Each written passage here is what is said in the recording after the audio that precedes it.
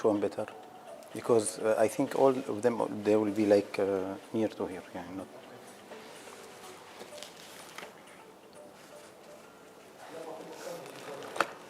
إيه؟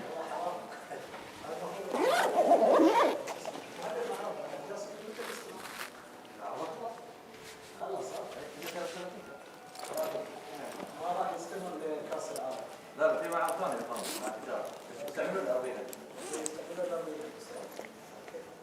ما شاء الله جو البطولة ايه اوكي.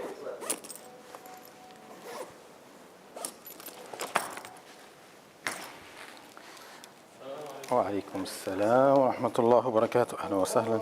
باشمهندس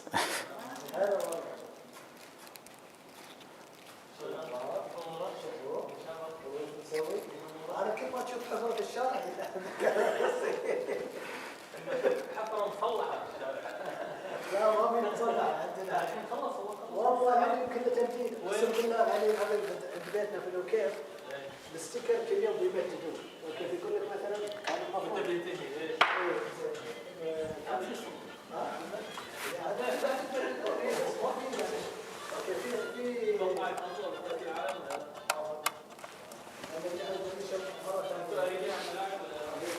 ناصر بدي اوصل الكاميرا على التلفزيون، بدي نقل بين التلفزيون واللابتوب، بين الكاميرا واللابتوب.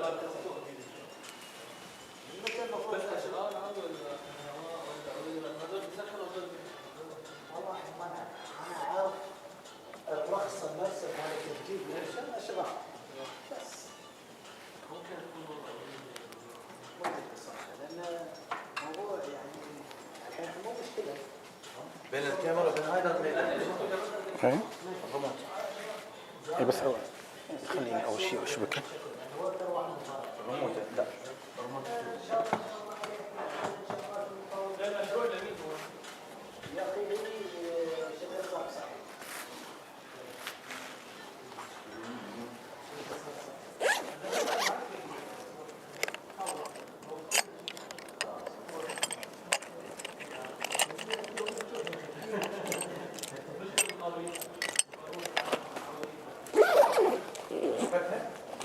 يلا لا الحين. ايه حبيبي اهلا كيف حالك؟ الله يسلمك حبيبي، كيف بخير الحمد لله. شو اخبارك؟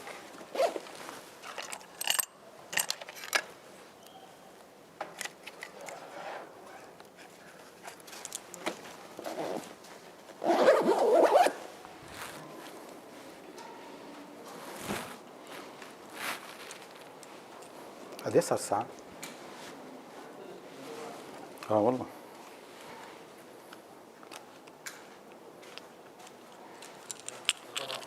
هي يا زين ما بقدر استغني عنها. هي تبع الكيبل. ليش؟ لأنه بتمسك هي بخاف على شد بتخرب. هي بتمسكه هي. خرب شو؟ هي بنعمل هيك بتنربط هون تمام هيك. اوكي ما فاتت ماني شايفه. الطويل من هون هيك المفروض. فهي بس حماية مشان ايش صار عليها. طيب وين المشكلة؟ ما فهمت لهلا. ما في مشكلة. جبت لي غلطك.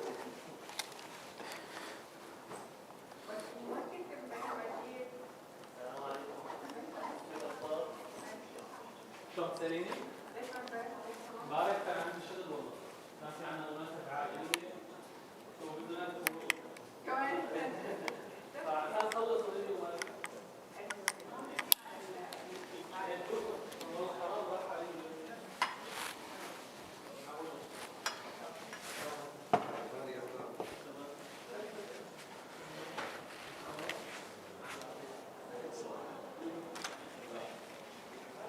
انقل راح انقل بس شو لا بس بدي اشوف الكاميرا.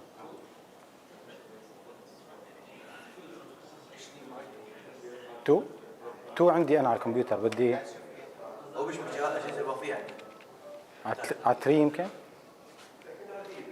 ايوه على 3.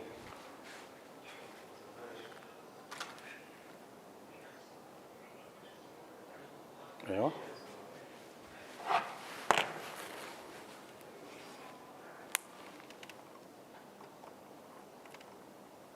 هذه 90 ولا 110 في النقط؟ اي وحده؟ العدسه هي 105. 105. ليش هذا الكونتينيوس؟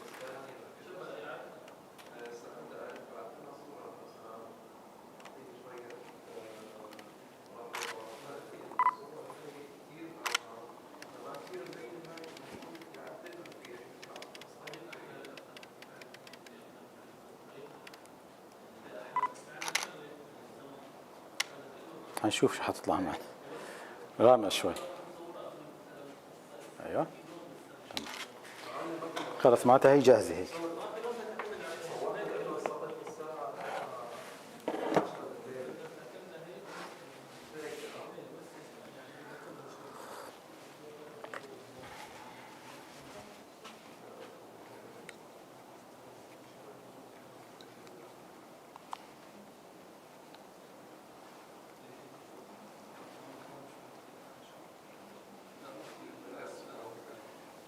تعرف ابو تميم،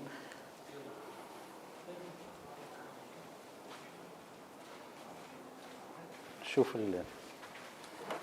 الفرق بين هي شايف هي بالميلي بتاخذها ميلي ميلي، من هي ما فيها يعني، هي بتتنقل تنقلات شوي. لا ليك والله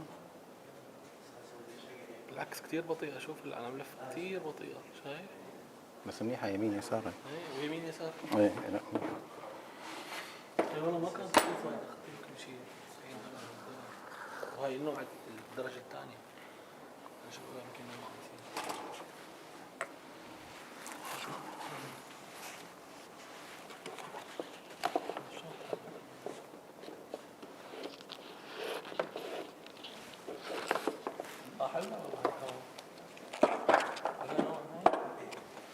والله ما بعرف، اظن انت بعثت لي مره الرابط تبعها. حلوة نفس المدى. بدي هذول يحطون شي مكان هون.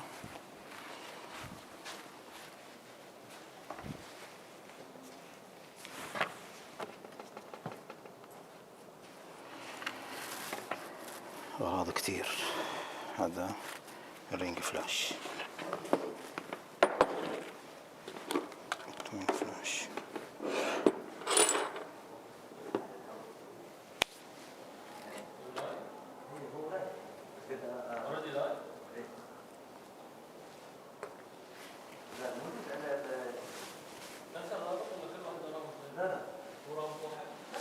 اهلا وسهلا. بس انت بايع بعد تراب. لا ما بيكون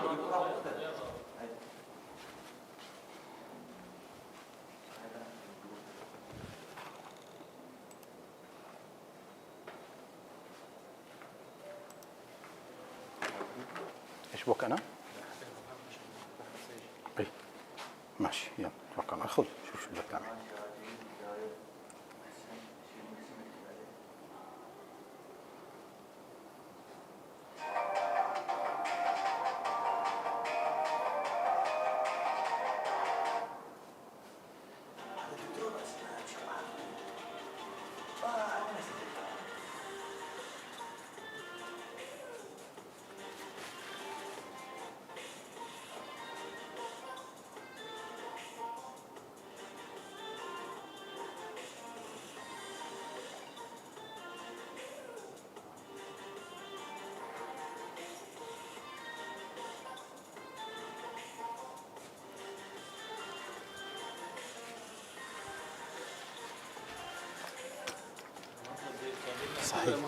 صحيح اعطيك الجوال عشان تغطي.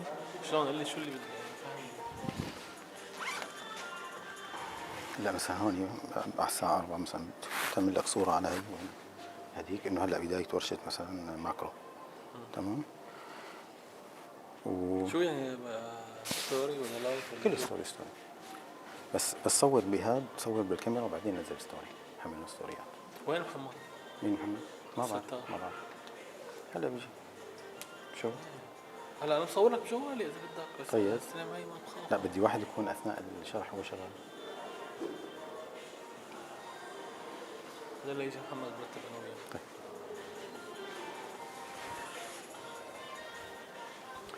اهلا وسهلا. مين هذا؟ كيفك؟ اخبارك؟ بخير الحمد لله. في ترتيب للجلوس ولا؟ لا خذ راحتك. ناصر مين بده يمسك الجوال مشان التغطية بدالي؟ شوية ستوريات شوية. خليه يسوي شو اسمه شو اسمه محمد. وين محمد؟ ما اجى. طيب خليه معك مبدئيا، بس هذا عليه باسورد، كيف بدي الغيه؟ لحظة اشوف وسيم. بس دقيقة وسيم، معلش بس دقيقة. عليه باسورد الغي لي بس مشان بدي اشتغل فيه ما يتغلب. انه تطلع شو اللوك؟ ايه سكرين. وسهلا. فوتولوك نيفر. بدك اللوك ما بتقفل لحالها هلا الا اذا حدا قفله بايده. عملته اللوك هو نيفر اصلا. شو ما كان لك؟ في لوك الا اذا قفلته بايدك. اوكي. طيب طول ما هو مفتوح خلاص. طيب. بدك تشيل باسورد نهائي. اي شيله. بركن سرق. لك هلا بس. بس هلا بس.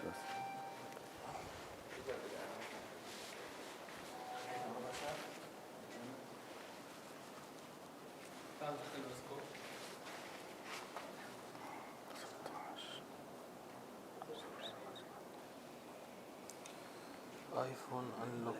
هي شو فيس اي دي. ده فيس اي دي شو نطفيهم كلهم؟ طين هلا بعدين ان شاء الله. كوير اتنشن وير تيرن باسكود اوف تيرن اوف. والله بدي باسورد المركز. عندك اياها؟ عندي.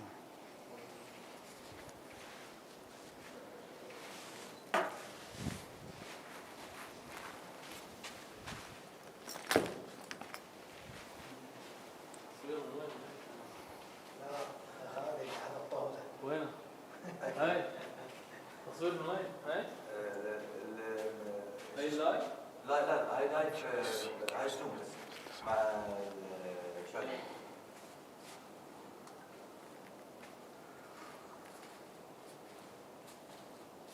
شيحات؟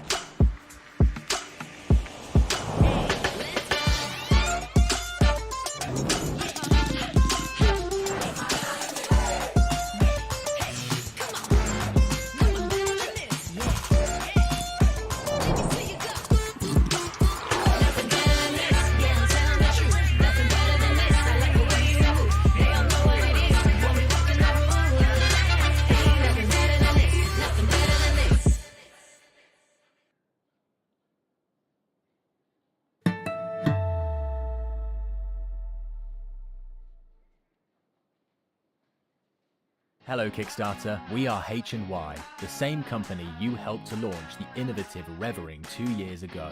And now we are back to bring a new revolution to the filter accessory market for photographers and filmmakers. Introducing the H&Y Revering Swift system. The Swift system is the world's first magnetic modular system combining drop-in filters, filter holder, square filters, hoods, matte boxes, all in one. It is made for you to tailor the most effective filter system for your own needs. And there are countless filter combinations and creative possibilities. The Revering has a retractable blade technology which allows you to use the same filter on multiple lens sizes. No more annoying screw-on thread, additional filters, or step rings. It features 4 different sizes and covers lenses from 46mm to 95mm. And now we have applied this Revering technology to our new Swift system, allowing you to use just one system for any of your lenses. The Revering Swift system is designed to be entirely magnetic for lightning fast and easy installation, even on extreme shooting conditions. A clip-on 100mm filter holder has been designed for you to snap multiple square filters on smoothly. Use H&Y Gorilla Glass filters or wrap your own filters with our magnetic frame. Long exposure photography has never been easier. Our rear drop-in filter design allows you to remove and swap the polarizer quickly and independently without touching the front. With the Revering base, you can easily move your entire filter system from one lens to another for capturing the same landscape with different compositions. We have also made a magnetic rubber collapsible hood for photographers to shield reflections when shooting through glasses. But what if you are not a photographer but a serious filmmaker, or if you are a hybrid shooter? You can now use the same system for your videography needs. The new Revering Swift system is targeted at saving time and money for filmmakers. We have designed a featherlight clip-on magnetic mini matte box, weighing less than 140 grams. It is one of the lightest matte boxes on the market and can be easily balanced on drones or handheld gimbals. The entire filter system can be easily detached and remounted from one lens to another in split seconds, saving a great amount of setup time on set. We have spent countless hours to fine-tune the magnets to come up with one of the most reliable systems in the market. Behind the matte box, a new clip-on variable neutral density filter has been designed for filmmakers to control exposure with ease. It comes with 2 grading ranges and is designed with a hard stop to avoid the appearance of cross pattern when rolling. The VND and matte box are completely independent and you don't need to keep the matte box on just for holding your filters. If you have a need to use other creative filters, the independent drop-in filter slot enables effortless swapping of filters on set. H&Y currently provides numerous drop-in filter solutions including black mist, streak, stars and so on for any of your filmmaking needs. From epic landscape capturing to run-and-gun gimbal shooting, from capturing the beautiful waterfall with long exposure to wedding photography, from professional cruise shooting to indie filmmakers, the H&Y Revering Swift filter system is one of the most efficient systems to fulfill your photography and videography needs. We are offering great amounts of savings to our Kickstarter supporters. Back us now.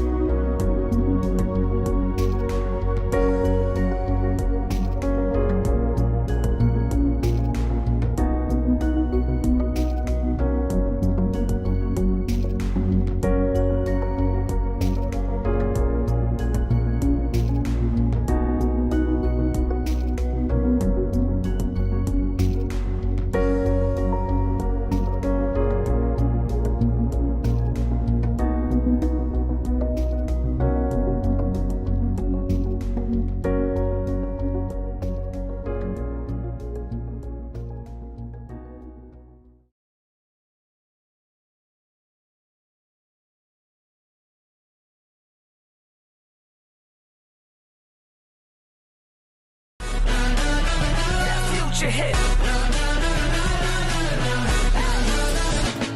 About to make history.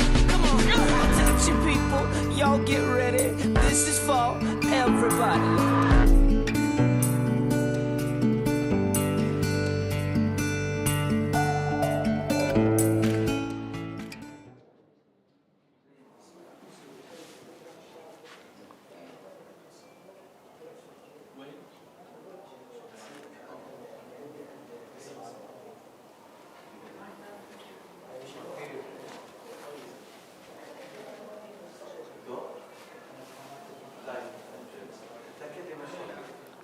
تست تست تست تست تست تست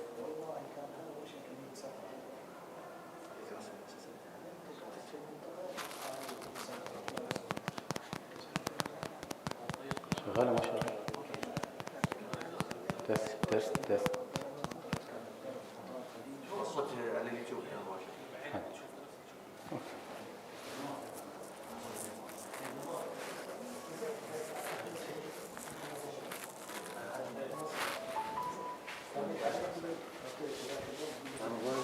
هذا الموبايل هاي موبايلي.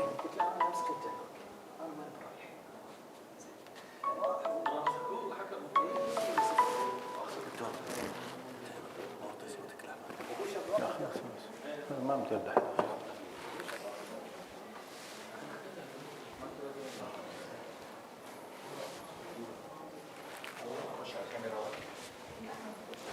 دخلوا شاجين دخلوا شاجين راح انا مشان ما يغلبكم راح احطه سايلنت. انت خش على الكاميرا وانا ما خرجت من الموضوع انا يكون خلاص يقولون قهوتي.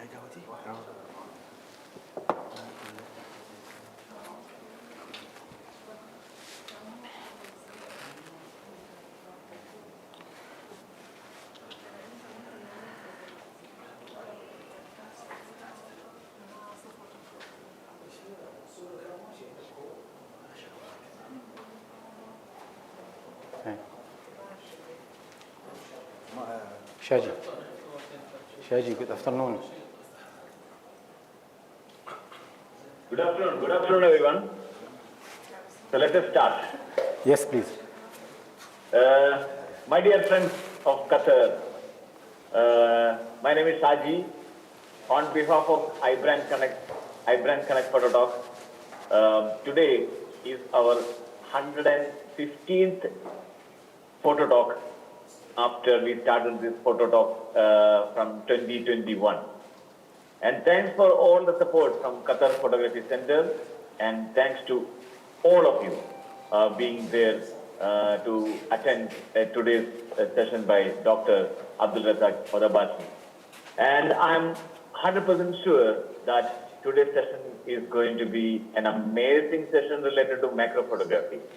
A little bit about iBrandconnect. So we are an online store called shop.ibrandconnect.com. Other than selling very special content creators gadgets, for example, our own brands are Leo Photo, and we have almost around 500 different small devices to make your content creation better. And then our brand is HNY systems. They are magnetic filter systems, square as well as revolving system. Then we have another called YC Onion. They make camera sliders and then energy lamps. Soon we are getting a camera brand called Shimoda. They are very nice brand for carrying your trekking or backpacking kind of use. Now, a very interesting product called Toolbox is also launched. It's an amazing tool for your editing. Your editing becomes so smooth by means of using those kind of tools. Also, we have a very powerful dot, can be even used for photography purpose. It's called Olight.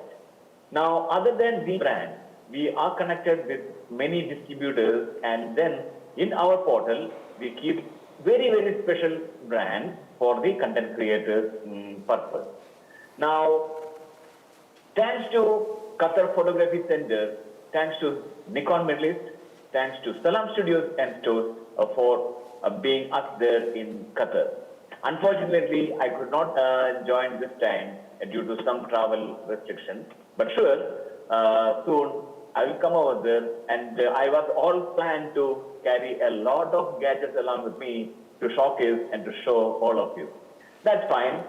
At any point of time, you can always connect with me, and all our social media channels been shown and in the screen, and you can connect with me at any point of time. That is 24/7.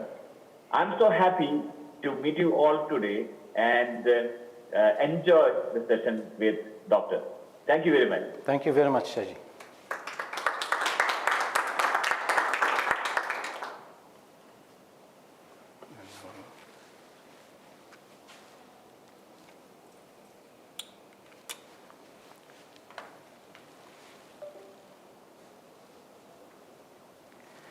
السلام عليكم ورحمة الله تعالى وبركاته. بسم الله الرحمن الرحيم. اللهم اشرح لي صدري ويسر لي أمري واحلل عقدة من لساني يفقه قولي. محاضرتنا اليوم إن شاء الله عن أساسيات تصوير الماكرو. فيها معلومات كتير نظرية بس إن شاء الله تعالى يعني سهلة وبسيطة، وممكن بإذن الله تعالى بس تطلع منهم فيكم تصوروا وتطبقوا بإذن الله تعالى بالبيت. راح أعرفكم شوي عن حالي بشكل بسيط كتير. عبد الرزاق طبعا أضباشي. الكينيا طبعا تركيا ترى بالمناسبة. المؤهل تعليمي دكتوراه في إدارة المشاريع، ماجستير إدارة أعمال، يعني تخصص ماكرو منتجات واستوديو. الآن مسؤول العلاقات العامة والإعلام في مركز قطر للتصوير، مؤسس وعضو في اللجنة التنظيمية الملتقى صورة، ومدرب محاضر في مجال التصوير الفوتوغرافي. حدا عنده سؤال؟ سهلة هي. ترى في أسئلة بالمناسبة، ركزوا شوي، في أسئلة وفي جوائز. طيب المحتويات إن شاء الله اليوم راح ناخذ تعريف الماكرو، أنواع التصوير الماكرو، المعدات المستخدمة في التصوير، العدسات لأنه موضوع ثاني يعني، هي صح من ضمن المعدات بس لها تفصيل شوي. الإضاءة المناسبة للماكرو، الفوكس ستاكينج تكديس الصور، وحل مشكلة عمق الميدان. وعندنا كاميرات النيكون وخاصة الستاكينج، طبعا هي شغلة كمان موجودة في كاميرات النيكون، وملاحظات خاصة بتصوير الماكرو. أولا تعريف الماكرو، مين بيعطيني يعني ولو هيك تعريف مبسط؟ السلام عليكم. مين بيعطيني تعريف مبسط عن الماكرو؟ تقريبا صحيح. يعني هو فن من انواع من فنون التصوير، الغايه منه تصوير الاجسام الصغيره، التقريب عليها وتصويرها حتى نظهر تفاصيلها. فنحن يعني بشكل تعريف يعني اكاديمي خلينا نسميه، هو فن التقاط صور مقربه لاهداف صغيره كالازهار والاوراق والحشرات طبعا واشياء اخرى يعني. ويسمح هذا الفن باظهار تفاصيل يمكن للعين مجرد ان تراها، من دون لا يمكن لانه صعب. يعني هلا ممكن حشره صغيره مثل هي مثلا، هي حنشوفها طايره الحشره، ما حنشوفها بهالتفاصيل هي. طيب مين بيعرف شو هي؟ الحشره؟ لا، فراشي بس حجمها كبير هالقد قد الكف، وسبحان الله القرون تبعها بهذا الشكل. فيعني هي يعني الماكرو احيانا بتشوف اشياء انت لا يمكن تشوفها بالعين المجرده، فيعني بخليك لحالك تقول سبحان الله، سبحان الخالق على الابداع هذا. انواع التصوير. طيب الماكرو هلا عموما كل شغله ممكن نصورها بعدسه الماكرو ممكن نقول عنها ماكرو، ليش؟ لانه عدسه الماكرو فيك تقرب فيها كثير على اشياء صغيره جدا. بس في عندنا انواع معروفه ورائجه جدا، راح ناخذها يعني وحده بشكل سريع. يعني تصوير الحشرات مثلا، هذا ماكرو يعتبر. تصوير الازهار والنباتات بهذا الشكل كمان يعتبر ماكرو. تصوير المنتجات كثير بيستخدموا تصوير ماكرو لانه محتاجين تفاصيل. يعني هي مثلا هيك مثلا النظاره هي من دون عدسه ماكرو ما فينا نقرب وناخذ التفاصيل هي، بتطلع معنا بس تطلع كبيره بدنا نضطر نقص، وحتى احيانا بالقص بيضيع تفاصيل كثيره. مثلا مجوهرات كمان ضروري نستخدم خاصيه الماكرو.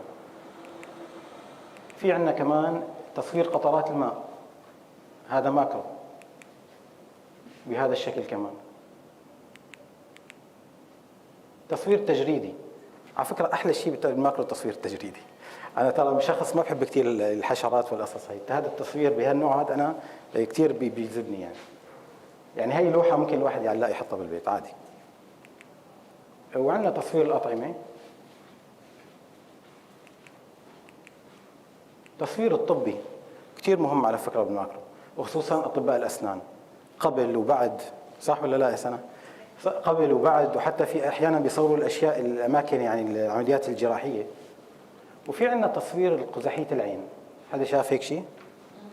هذا هلا يعني في شركات مجوهرات عمال تاخذ الشكل هذا وتعمله مثل قطع، يعني قطع ذهبيه، قطع ذهب مثل عقد او شيء، يعني بتخوف.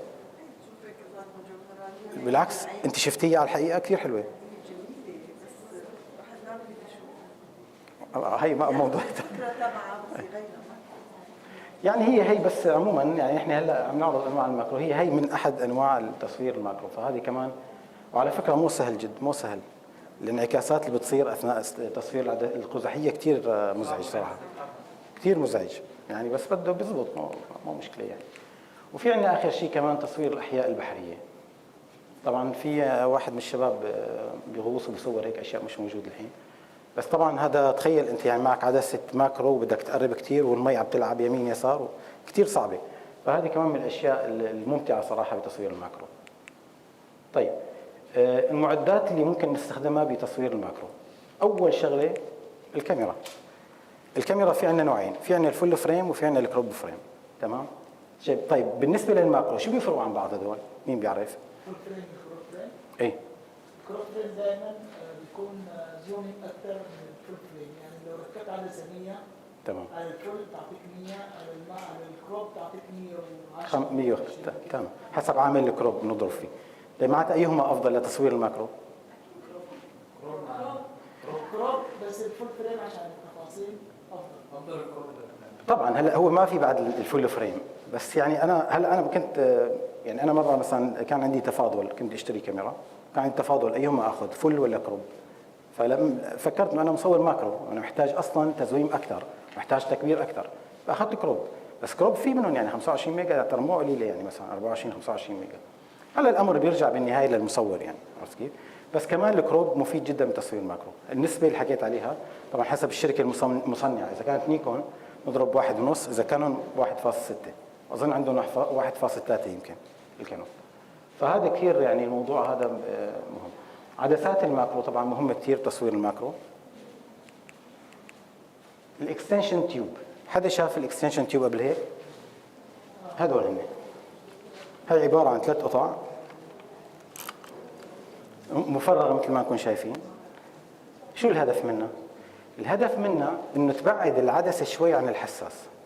بعمليه تبعيد العدسه عن الحساس بتقوم بتقرب مسافه الفوكس بوينت. يعني مثلا اذا كان انا عندي عدسه 50 والمسافه التركيز تبعها خلينا نقول 35 سم، مجرد ما احط انا وحده من هدول ال 35 بتصير 25 مثلا، يعني طبعا مش بدقه يعني.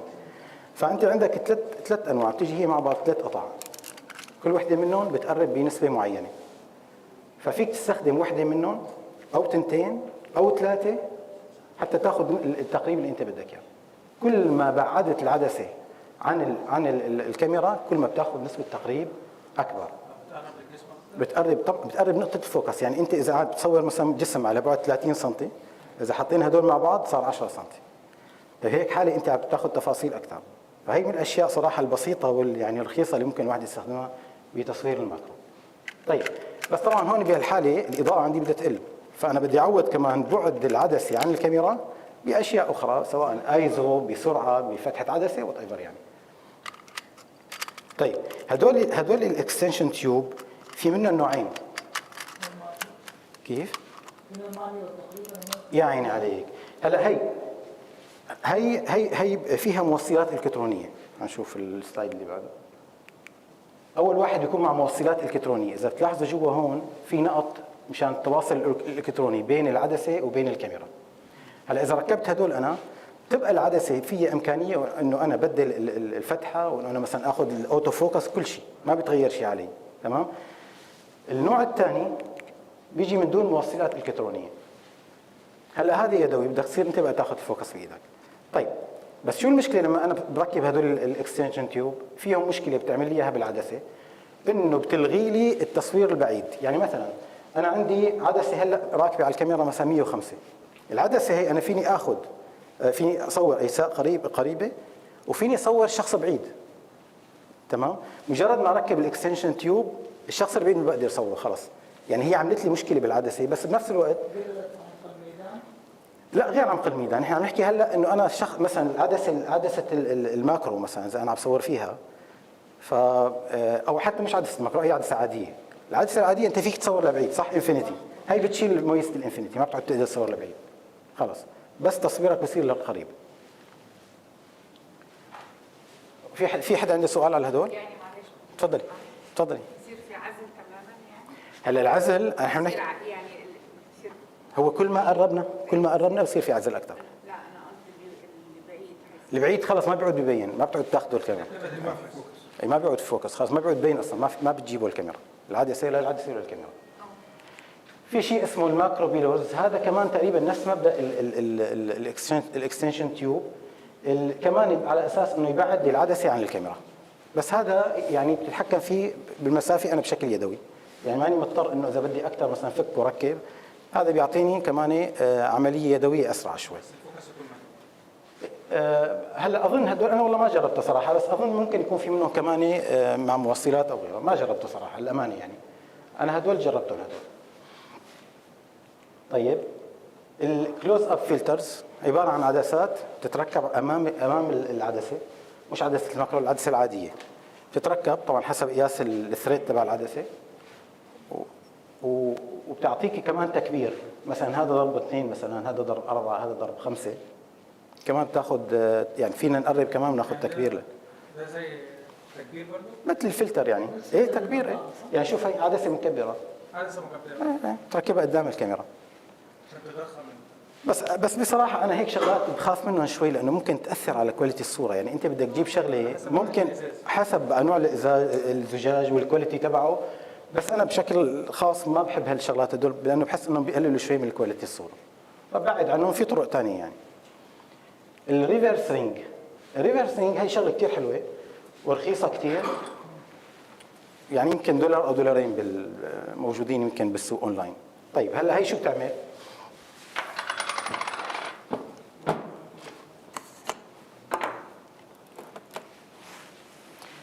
الريفرس رينج بنركبها على مقدمه العدسه بهذا الشكل.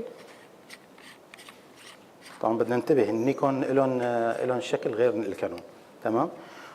وبقلب العدسه وبركبها على الكاميرا. هلا انا قلبت العدسه على فكره، هاي العدسه من هون تركب على الكاميرا، هلا هي بقلبها هيك عكس. هي هلا هي عدسه ماكرو، لو ما انا عدسه ماكرو صارت ماكرو بهذا الشكل، تمام؟ ايه على الماكرو لا، اذا ركبتها على الماكرو ما بصير سوبر ماكرو. مثلا انا جربتها على 50. اي حلوه كثير على 50. طيب بس شو فيها مشكله؟ انت شو عندك كانون ولا نيكون؟ عندي كانون. طيب شو مشكلتها؟ ما فيك تعمل فوكس، انت بتقرب وتبعد. انت بدك تقرب وتبعد، ما في تواصل مع الكاميرا، تمام؟ وفيها كمان شغله، هلا نحن عدسات النيكون في لها مثل هون زر صغير، هذا انا بقدر باصبعي بحركه بفتح اللي هو شفرات العدسه وبسكرهم. هلا ليش شو بستفيد من هذا الموضوع؟ انه انا لما بكون عم باخذ فوكس بايدي يدوي وعم بقرب على الموضوع، اذا كانت مسكره على الاخير ما بشوف مزبوط، بس لما بفتحها بشوف المكان اللي انا بدي اياه، تمام؟ بيعطيني مجال انه اشوف اكثر، بعدين بشيل اصبعتي وبصور. عرفت كيف؟ الكانون ما فيهم هالميزه هي، ما في انك انت تعمل هيك بهذا الشكل. كيف تفتحها؟ يدوي؟ لا من الكاميرا نفسها. اي باخذ اكبر ها وبتبقى على حالها. طيب اوكي كمان، بس بعدين كيف بدك تسكرها؟ ما بتسكرها. اي هلا طبعا هون فتحه العدسه لما بايدك انت بتفتح وبتسكر، ترى بتاثر على عمق الميدان، يعني عادي، يعني انه هذا بشكل فيزيائي اوتوماتيكي يعني. فانت لما بتاخذ الصوره بنظرك بتشوف مكان الفوكس، تمام؟ وبتشيل اصبعتك، فبتعطيك يعني اكبر قدر ممكن من عمق الميدان. فيعني شغله سهله وبسيطه ممكن نجربوها. هي بدايتي انا صراحه كانت بهي الريفرس رينج، وعملت فيها صوره كثير حلوه، فممكن ايه على 50.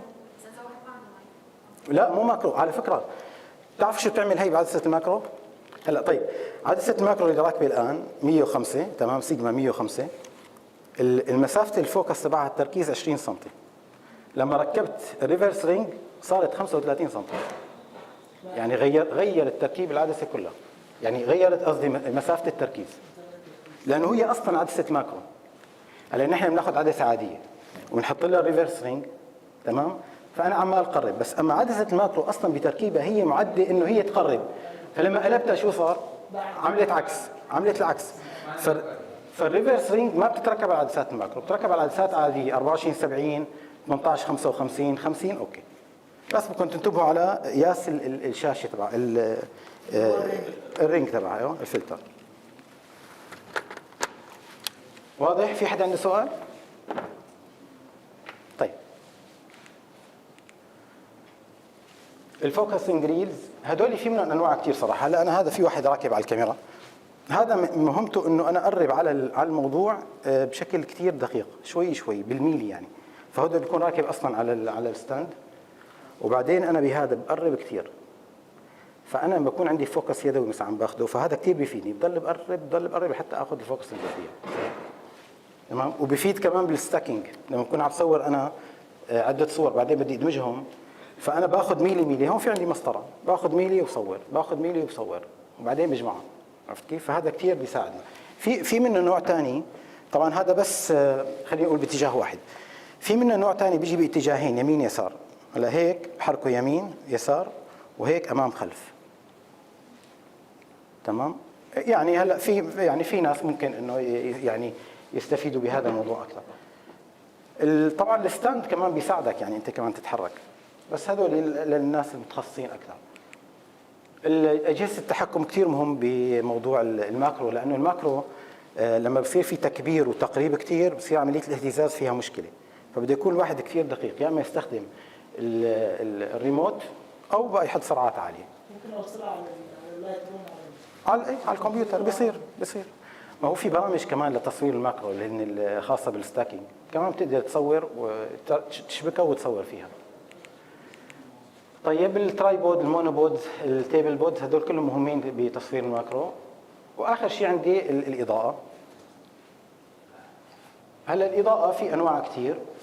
في عندنا اللي هو الرينج اللي هو التوين فلاش مثل هذا هيك. ايه هلا هذا بيتحرك باخذ اتجاهات ما بدي انا. في منهم بيركبوا 3، في منهم بيركبوا 4 حسب يعني، عرفت كيف؟ وفي اللي هو رينج فلاش، هذا بتركب على مقدمه العدسه تمام، بيعطيني اضاءه للموضوع اللي عم بصوره.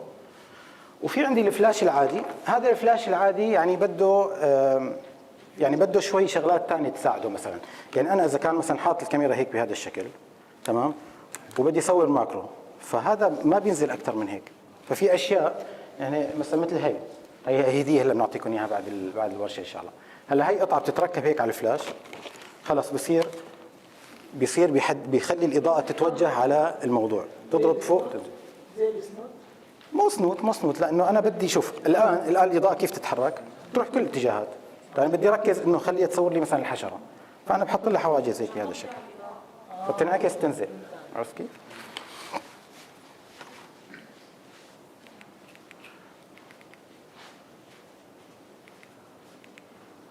طيب هلا نحكي على عدسات الماكرو.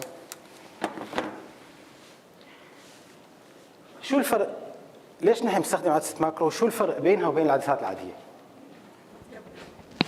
اول وحده تكبير، ثاني تقريب.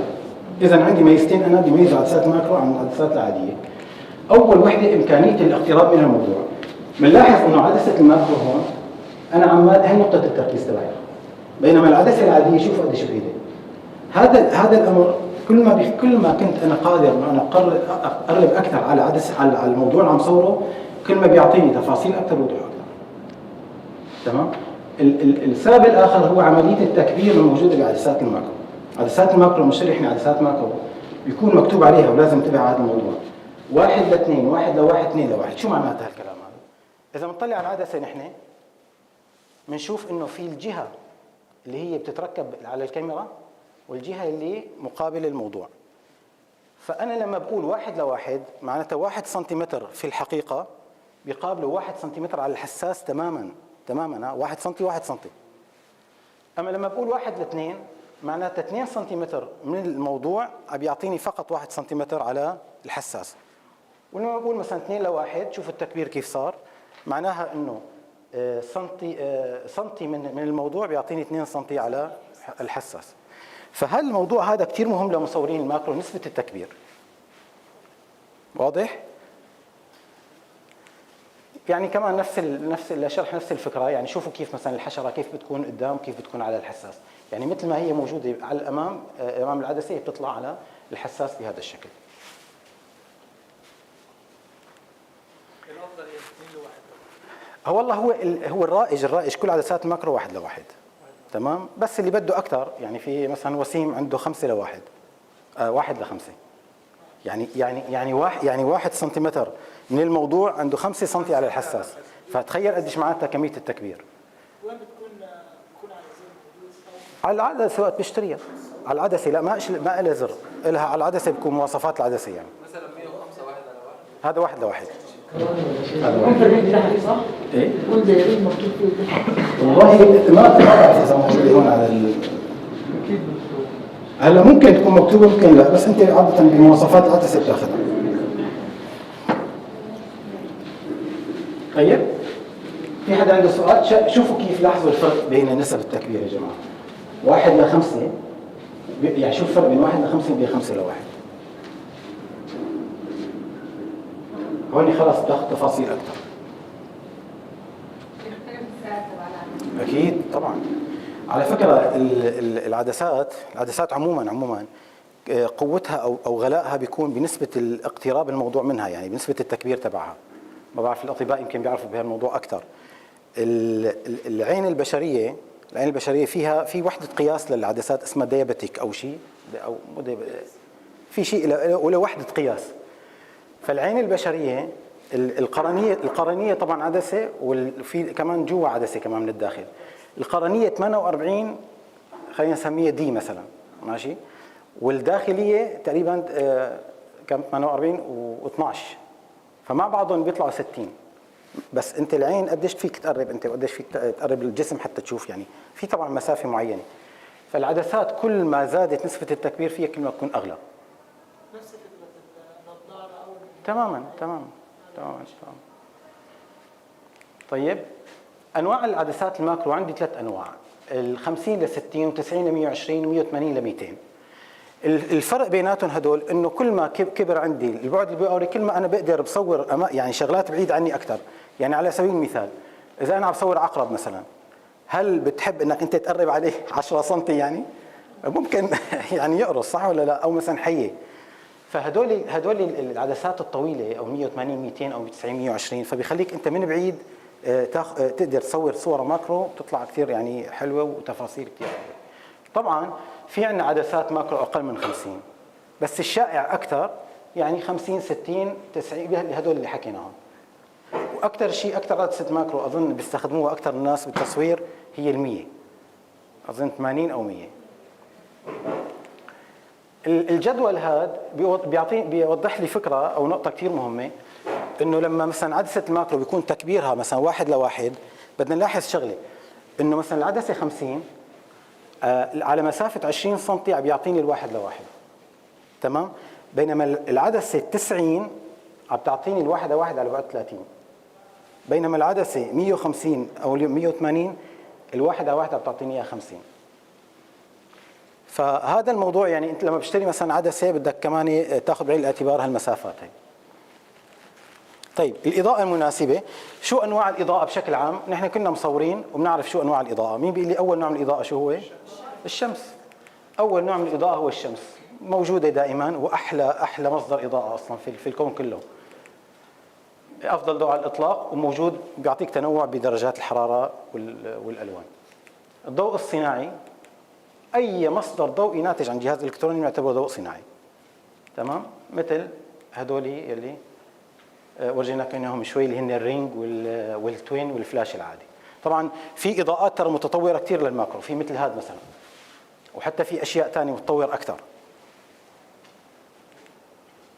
بالنسبه حكينا بالنسبه لهذا الفلاش، يعني يفضل استخدام محدد للاضاءه مشان ما تنتشر الاضاءه كثير، وبنفس الوقت منعم. هون في عندي قطعه بيضاء اذا بتلاحظوا، هي بتنعم الاضاءه، فهذا كمان مهم كثير بتصوير الماكرو.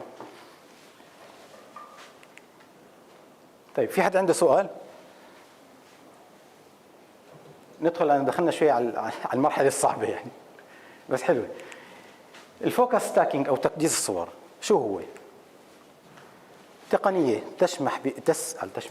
تسمح بانشاء صوره من عده صور مختلفه التركيز. بمعنى انه انا مثلا عم بصور، خلينا نقول اخي احمد مثلا، تمام، وانا بدي الصور كلها تطلع من عندي لعند اخر مثلا الطوفه، تطلع كلها واضحه. طيب كيف بدها تطلع؟ ممكن في صعوبه طبعا بحسب العدسات المستخدمه وعمق الميدان. في طريقه انه انا باخذ اول نقطه تركيز مثلا عندي انا، بعدين عند احمد، بعدين عند الدكتوره، بعدين ورا مثلا، ضل باخذ عده مثلا صور وبدمجهم مع بعض ببرامج التكديس، بتطلع عندي انا صور مثل هيك. هلا هي الصوره اي اكيد ما بتطلع بهذا الشكل. ليش؟ لانه كل ما اقتربنا من الموضوع اكثر، كل ما اعطاني عمق ميدان اصغر. فانت تخيلي انك انت عم تقربي اكثر من الحشره بدك تصوريها، معناتها الفوكس ممكن يكون، يعني اذا ركزتي على هالنقطه مثلا ممكن يكون واضح لهون، هذا كله بيطلع اوت اوف فوكس. بس لما باخذ ستاكينج ببلش بركب صور ورا بعضها، خلص بصير بقى عندي الشكل كله واضح. تمام؟ يعني كثير مهم نعرف هذا موضوع، انه كل ما اقتربنا من الموضوع اكثر، كل ما بصير عندي عمق ميدان اصغر، فبالتالي بيكون عندي صعوبه اكبر ومحتاج طرق ثانيه حتى اصور. يعني مثلا تفضل. الاول يكون مسوي ستاكينج على الحشره كلها بس على العين. اي على الراس بس. اي اذا بده يساوي على الحشره كلها بده يكون اصلا زاويه التصوير غير حتى تبين كلها. الان هو فقط يعني وضح لي هذا الجزء. عرفت كيف؟ تفضل. تمام. يعني حتى عفوا لو قفلنا فتحه 10 و12 برضه نفس الشيء لازم نعمل. اي طبعا. اي بيفرق معك شيء بسيط، يعني الفروقات، شوف الفروقات بتبقى بسيطه كثير، اجزاء من المليمتر. حتى لما بتزود انت مثلا 5.6 ولا 8 ولا 11 بيفرق معك، بس الفروقات كثير بسيطه يمكن انت ما تشوفها. بنشوف مثلا هلا هون كيف عمليه تركيب الصور. And click on the last one. طبعا هو مصورهم Now that you have اكثر من all the صوره وعم images يدمجهم هلا. chosen, just drag the whole stack onto the main screen. The other option is to open multiple images using Open Images command in the File menu. Here we have 27 images of a dew-covered beetle by Andrea Holgosh. To make such stack of images, you need to focus on the closest part of the beetle, then slightly shift focus for each subsequent shot until the farthest part of the image comes into focus. Now, all you have to do is click on the render button, and the program will begin calculations. Default parameters work fine in the majority of cases. Here's the result. Notice how sharp the beetle looks all over. لاحظين حتى الصدفة واضحة. Now, switch to the Save tab. Click on the Save button, and you're done. Although we've only showed you the basic workflow, you can see that focus stacking is not complicated at all with Helicon Focus. Take a look at a few other images created with Helicon Focus. وفعلا هذا أفضل برنامج هلا نحكي عليه by Thomas Keller. It was generated from 64 partially sharp images. 64 صورة. And here are lovely anemones that originate from 12 images shot by Anthony Worstel. To produce this image of a fly, Jefferson Allen made 42 shots and rendered the stack in Helicon Focus.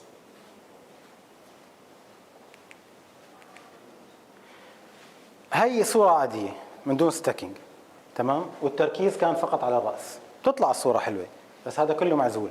بينما بالفوكس ستاكينج شوفوا كيف تطلع الصورة. هلا ما عم نحكي على احلى ولا غير احلى، بس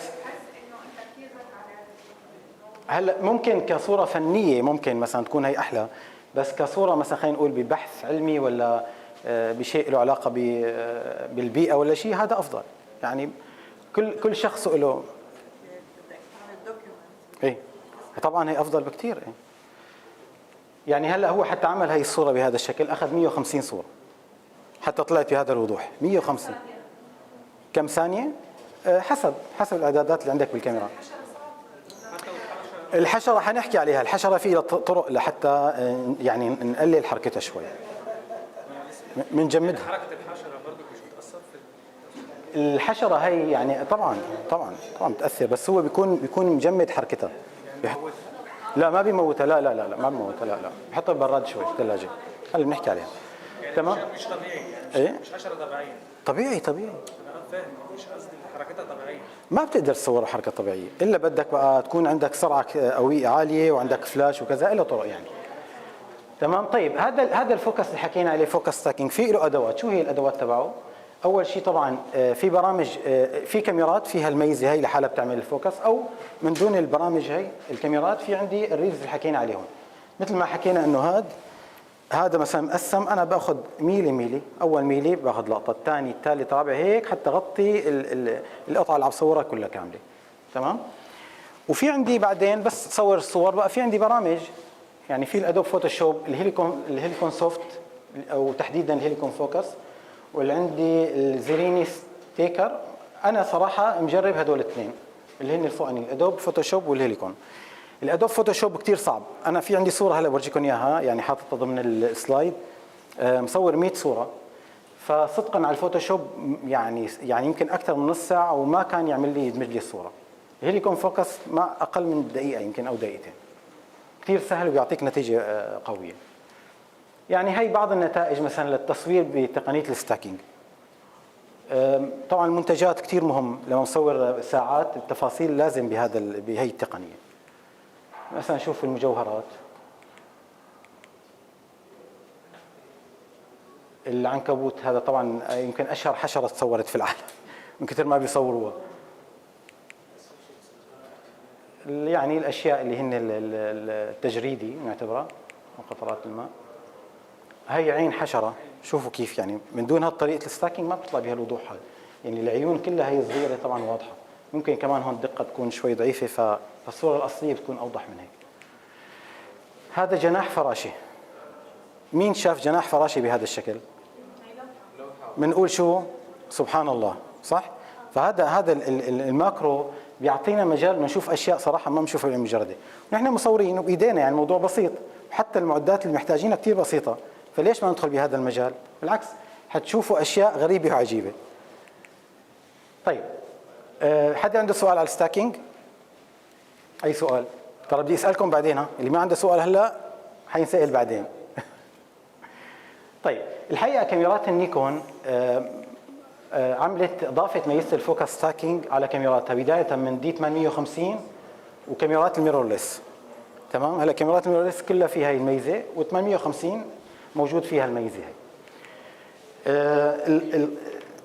حدا عنده سؤال؟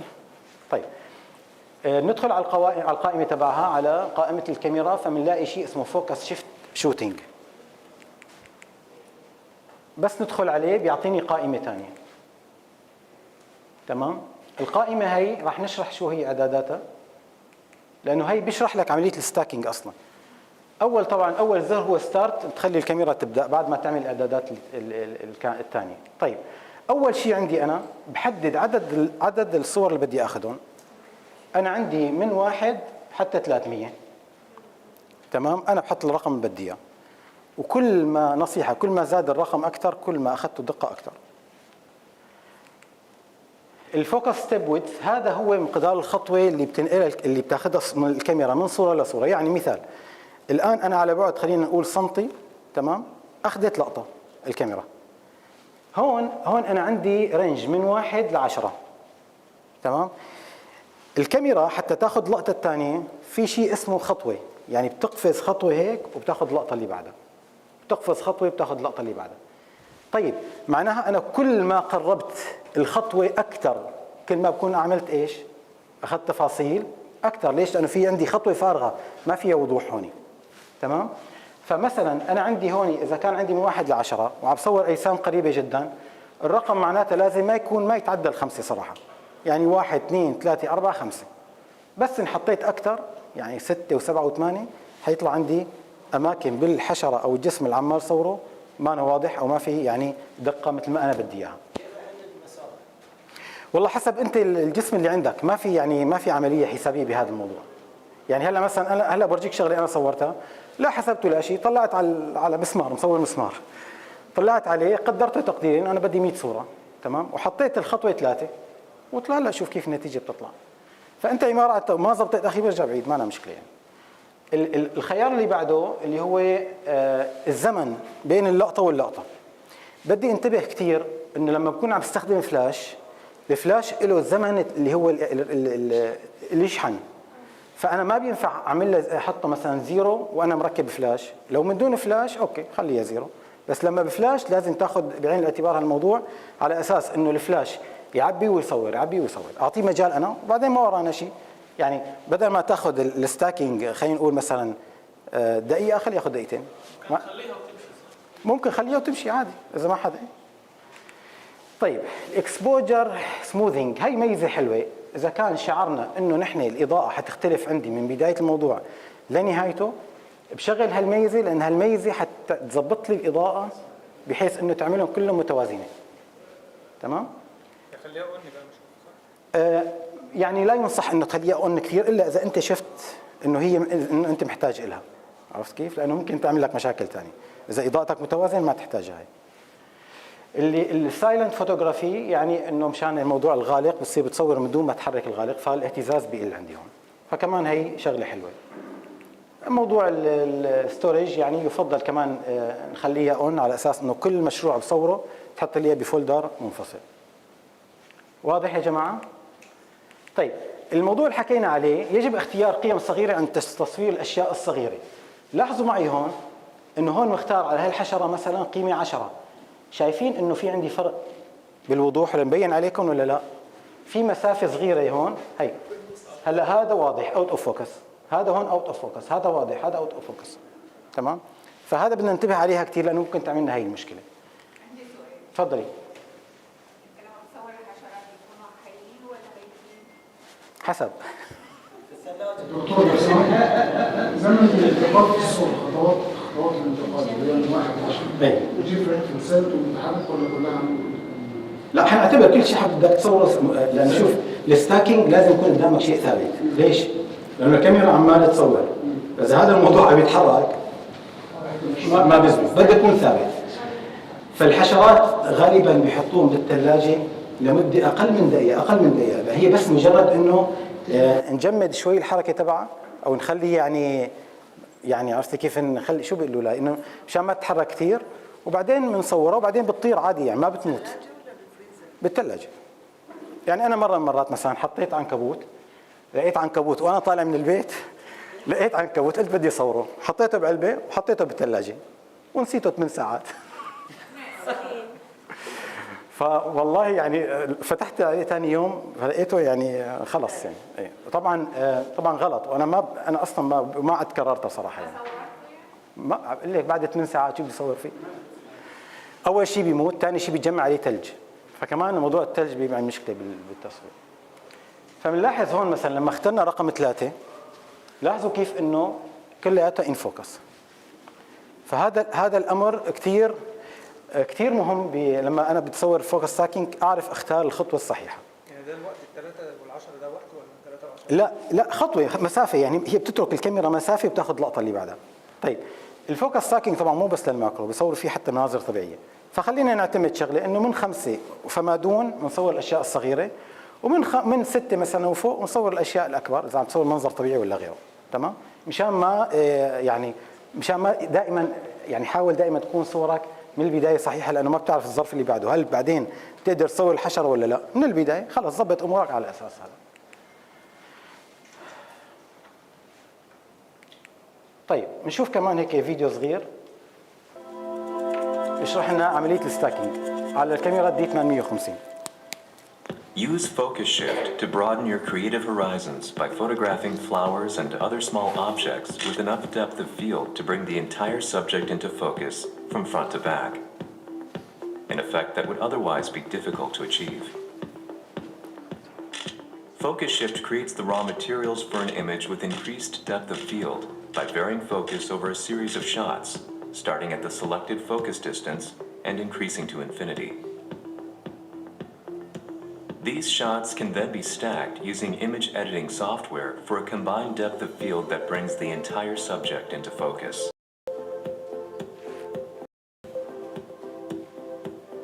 Before using focus shift, mount the camera on a tripod. Frame the shot and choose your angle.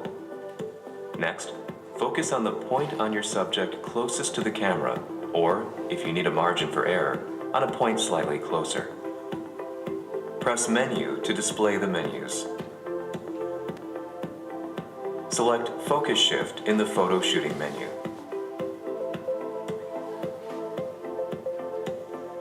Choose Focus Shift Settings.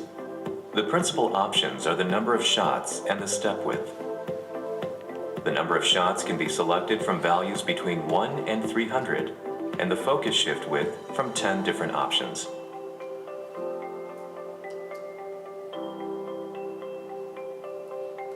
In this example, we'll set the number of shots to 100 and choose a step width of 2.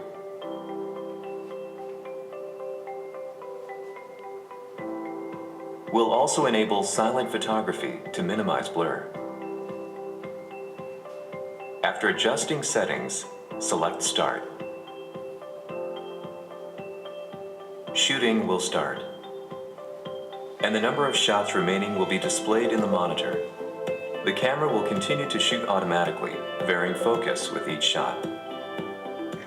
Shooting ends when the selected number of shots is reached, or focus reaches infinity.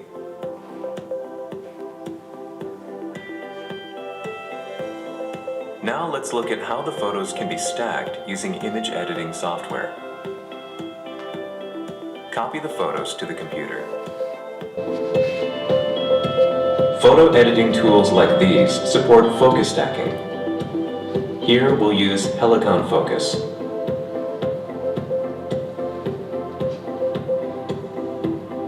Click this icon and choose Files for import.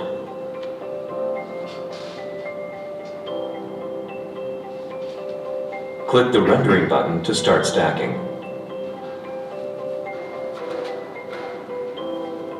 The final image will be displayed when stacking is complete.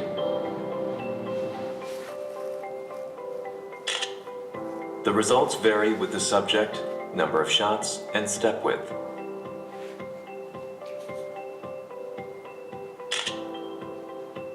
We'll choose a macro lens so that our small subject fills the frame, and set aperture somewhere between 5.6 and 8. A good rule of thumb is a step width of around 3 and a shot number no less than 100.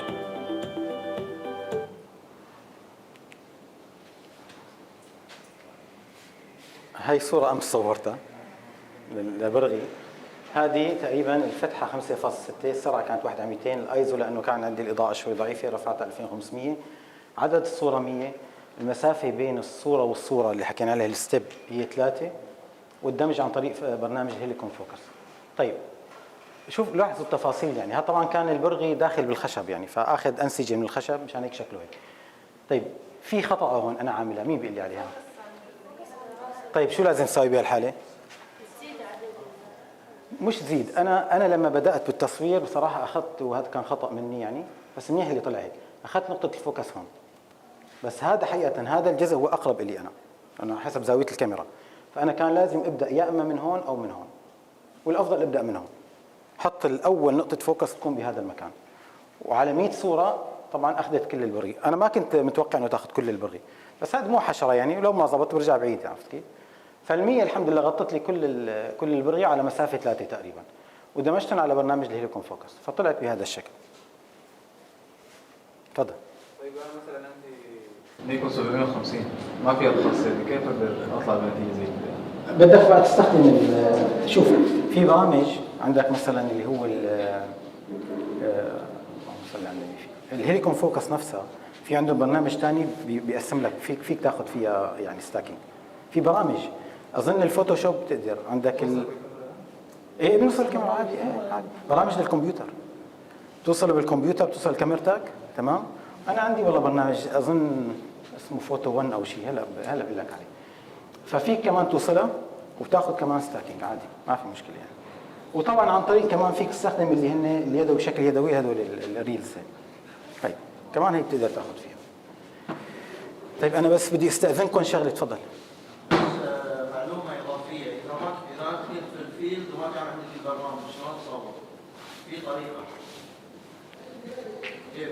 وين قصدك بالطبيعه يعني؟ في الطبيعه وحبيت اصور فوتو ستاكينج على اكثر من نقطه. كيف تصور؟ ما في غير بايدك تسويها. تصور يدوي على اكثر من نقطه. اي ايدك تاخذ اكثر من هو طبعا على عفوا تفضل. الفوكس من جوا مجسم.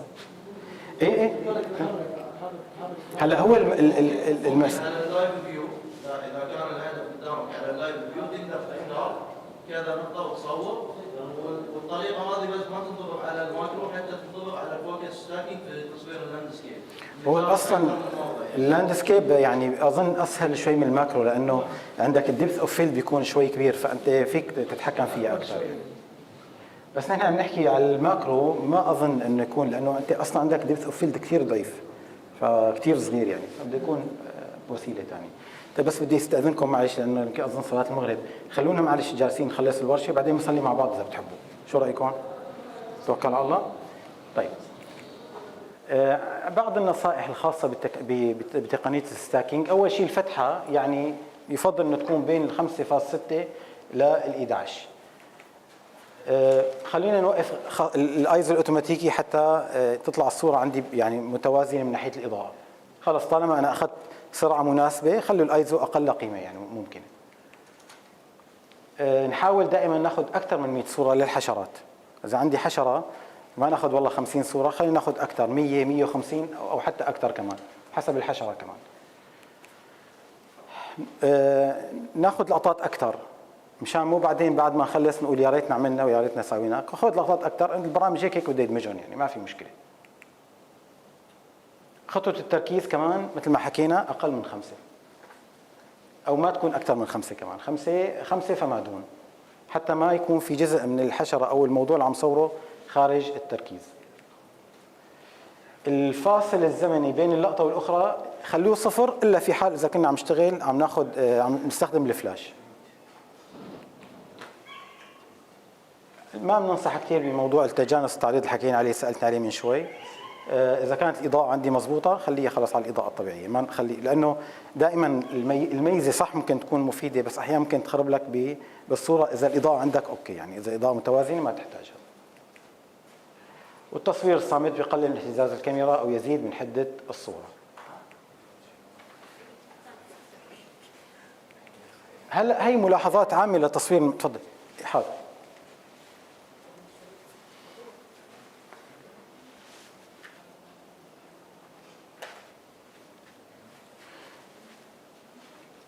ناخذ نصائح عامة بالنسبة للماكرو. يعني عند تصوير الحشرات إذا بدنا نصور حشرات أفضل وقت لهم بعد الشروق، يعني بعد ما يعني أول ما بتبدأ الشمس تطلع، لأنه الحشرة تكون نايمة.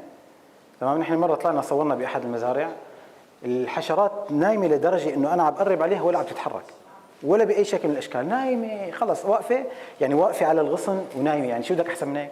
بس صور يعني. حتى مرة في حشرة اي قبل بس صارت تقريبا الساعة 8 خلينا نقول عند يعني الضحى، او مو ضحى طبعا 8 تكون الشمس حميت يعني، فبتبلشوا بقى بيطيروا يعني. حتى والله ما بصور مرة حشرة، فأنا عم صورها من هون هيك، فبدي اخذها من طرف ثاني تقوم تفتر راسها لعندي هيك، فتدور راسها كل ما ابدا كل ما اوجه الكاميرا لعندها تفتر تطلع علي كأنه عرفانة انه عم بصورها. حكينا موضوع الحشرات، اذا بدنا نصورهم بتقنيه الفوكس ستاكينج، نحط الحشره بالثلاجه لمده يعني اقل من دقيقه، يعني 40 ثانيه 50 ثانيه، ما اكثر من هيك، بس يعني نخليها بس تجمد حركتها شوي. وطبعا بدنا نكون مجهزين كل شيء، يعني مو طلعها وبعدين بدي اجهز الاستوديو، جهز كل شيء، الاعدادات والباك جراوند وكل الظروف اللي انا بدي اصور فيها تكون جاهزه. فقط علي جيبها من الثلاجه، حطها وعم اكبس زر الالتقاط، حتى بده يكون محدد المكان.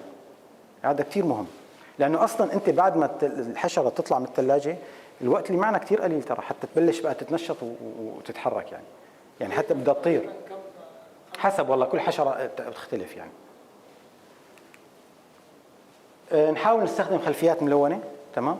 واذا كنا عم نصور حشره بمكان ولقينا فيه اعشاب كثير واغصان كثير، نحاول نحجز يعني نحط خلفيات على اساس انه اخذ انا خلفيه صافيه شوي مشان تبين الحشره احلى، لانه اذا في مشتتات ما بتعود تبين. نستخدم اذا قدرنا خلفيه اضاءه من الخلف اذا قدرنا، او من زاويه من الزوايا. قواعد التصوير، قاعده الاثلاث، واختيار الموضوع بعنايه. نقترب من الهدف اكثر، نصور بحجم قريب جدا من الواقع. نستخدم طبعا تقليل الاهتزاز. عند حمل الكاميرا بالايد لازم نكون مشغلين هاي الميزه، ولما بنحط الكاميرا على الترايبود هاي بنشيلها، طبعا هي معروف لدى المصورين كلهم، بس نحط الكاميرا على الترايبود بنشيل ميزه الاهتزاز، تمام. لازم نختار نقاط تركيز مختلفه، لانه بيطلع عندي الهدف مختلف. يعني اذا صورت انا بشكل مباشر عمودي على الحشره، حاول جرب مثلا صور من زاويه ثانيه او ثالثه او رابعه او من فوق، ناخذ اكثر من صوره، لانه كله بيختلف، كل زاويه الى سبحان الله شكل يعني مختلف عن الاخرى. نحاول نبسط شويه تكاوين بالصور المقربه، التكوين البسيط بيعطي جماليه اكثر للحشرات. بدنا ننتبه انه عند الاقتراب اكثر من الموضوع الاهتزاز عندي بيزيد، فهذا الموضوع كمان ننتبه عليه ونكون كثير يعني مثبتين الكاميرا. لذلك ننصح باستخدام الحامل الثلاثي. لما بصور حشرات طائره لازم يكون عندي سرعه عاليه وعندي فلاش. الفلاش بتعرفوا بجمد الحركه، والسرعه العاليه كمان بتجمد الحركه، فمع بعضهم هدول، فمشان هيك بنشوف احيانا نحله طايره مصورينها. طيب كيف مصورها؟ بتكون بهالطريقه هاي، تمام. هيك في حد عنده سؤال؟ حد بده يصور؟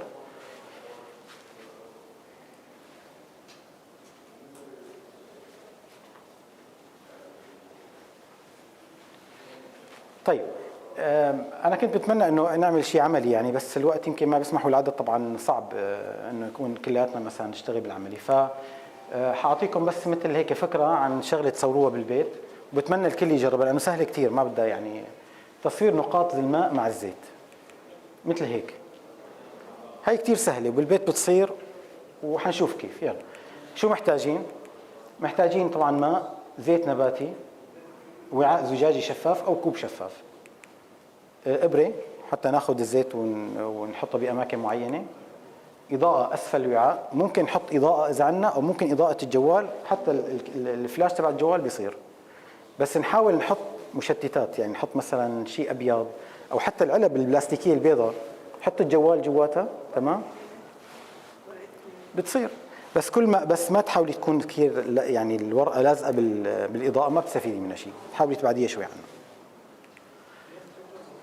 ورق شفاف او ملون مشان خلفيه الصوره، خلفيه القطرات، يعني هذا بده يكون تحت القطرات، تمام، تحت الوعاء نفسه. ايوه يعني عليك. الصابون السائل اختياري، يعني فينا هلا هي ما فيها صابون، لما بحط صابون سائل فبلاقي في عندي فقاعات اكثر، في اشكال اكثر بتطلع. مو مشان الكثافه والله، انا بس لانه بتعرف الصابون مع المي بيعطي فقاعات، فبيطلع اشكال يعني مختلفه تماما عنه. طيب طريقه العمل، معلش يعني هي صوره مثل ما حكينا ما حنقدر نعمل عملي. هذا المي ونقاط والزيت بيكون على السطح، وعندي انا مسافه فارغه تقريبا، وعندي هون ممكن اضاءه، ممكن الايباد نفسه اذا في بالبيت ايباد بحط عليه خلفيه ملونه وبعلي اضاءته على الاخير، تمام، وبخلي الوعاء الزجاجي فوقه وبصور. فاول شغله القطرات حتاخذ من الوان الخلفيه، وحتاخذ من اضاءه الجوال، من اضاءه الايباد، فبتطلع عندي النتائج مثل ما شفتوها من شوي. الاعدادات الشائعه لهالنوع من التصوير، يعني مثلا سرعه ما تقل عن 160 مشان ما يكون عندي اهتزاز، او مثلا استخدام الحامل الثلاثي. الفتحه تكون اكبر فتحه ممكنه، لانه انا عندي نقطه تركيز وحده اللي هي سطح المي، فانا ماني محتاج اصلا يعني ديبث اوف فيلد، خليني اكبر الفتحه. والايزو يكون اقل رقم ممكن طالما الاضاءه مباشره بتجي من تحت. هاي النتائج.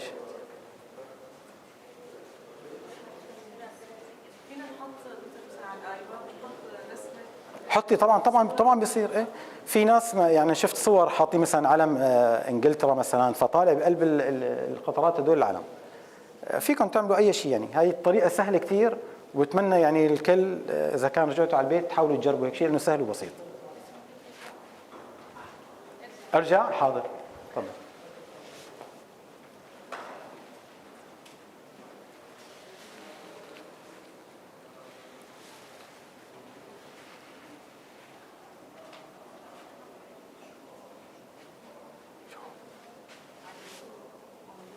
موجود. هاي المحاضرة أي موجودة، نحن عم بث مباشر على اليوتيوب فموجودة هي، ممكن ترجعوا لها بعدين لو حبيتوا يعني. طيب جينا على فقرة الأسئلة، والأسئلة فيها هدايا. وين الهدايا يا شباب؟ كوبونات وسيم، الله يكرمك، كوبونات من جوا. الكوبونات مقدمة من شركة iBrandconnect طبعا اللي هي عاملة الفعالية هي. كوبون فيكم تستخدموه تشتروا من عندهم اي شيء عن طريق الاونلاين، يعني الجماعه عادي فيكم تتواصلوا معهم وبيبعثوا لكم اياهم ان شاء الله. طيب حدا عنده سؤال بما قبل ما اسال انا؟ هلا انا اذا قلت حدا عنده سؤال ما حد سال، معناتها اذا سالت هلا كله لازم يعرف، بس طبعا جوائز للي بيرفع ايده. طيب حدا عنده سؤال؟ شو رايكم بتصوير ماكرو؟ دكتور شو رايك بتصوير ماكرو؟ والله هو تصوير حلو، يعني اول حاجه يديك مساحه من التميز عن الصور العاديه. صحيح. يديك مساحه من التركيز، بالذات الناس اللي بتحب تقعد تفاصيل زي تصوير النجوم وكذا، يديك تستمتع بالتصوير. انا شخص يعني بعتبر حالي كسول، ما بحب كثير الطلعات الخارجيه للتصوير، يمكن كلكم افضل مني بهذا الموضوع كمصورين، بس انا فعلا بحب التصوير بالبيت. فبيعطيني مجال كثير كبير. بالضبط 100%. ما له علاقه بالجو. لا بالبيت تضبط امورك، استديو، الفلاشات، اي شيء بدك تصوره، بالعكس يعني كثير سهل بس مثل ما مواضيعه كثيره. على فكره احنا عدينا يمكن 10 شغلات، 10 يمكن بالبدايه اذا بتذكروا انواع التصوير، بس صار في اكثر يعني في اكثر. طيب اول سؤال، تعريف تصوير الماكرو، مين بيرفع ايده؟ يلا دكتور. هو نوع من التصوير يكون تفضل. هو نوع من التصوير بالاجسام الدقيقه. تمام. تقريب اكثر من الاجسام بحيث ابراز التفاصيل الناظره بالعين المجرد. برافو عليك، يعطيك العافيه، تفضل. السؤال اللي بعده، بسم الله. تقنيه الفوكس ستاكينج، تعريفها دكتوره. الفوكس مختلف متدرج وبعدين تجمعهم كله مع بعض لتحصل على صورة كاملة. هذا التعريف. ترى دكتور هذا عم بسجل، كل محاضرة عم بسجل.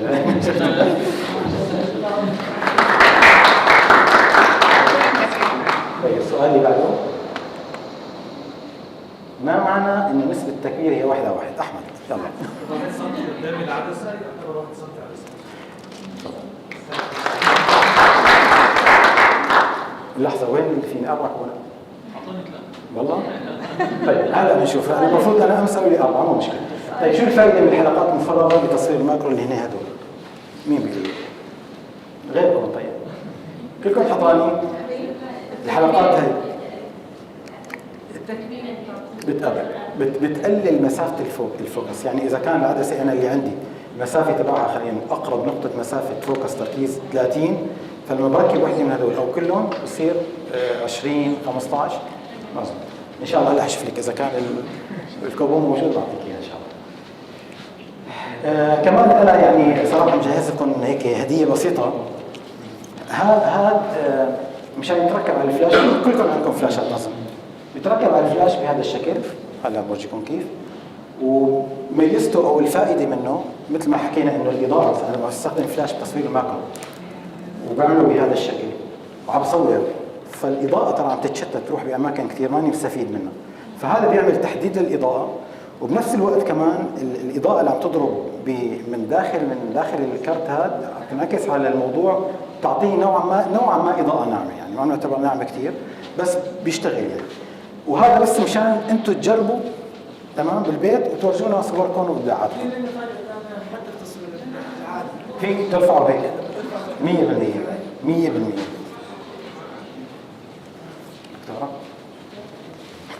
هذا لازم قص ولا ايه طبعا هلا بورجيكم كيف بنقصه. يلا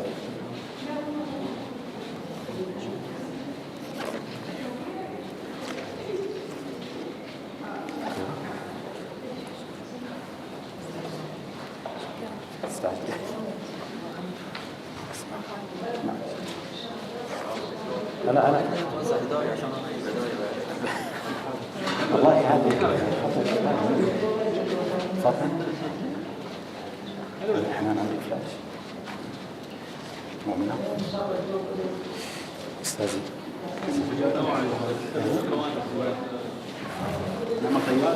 ايه وسيم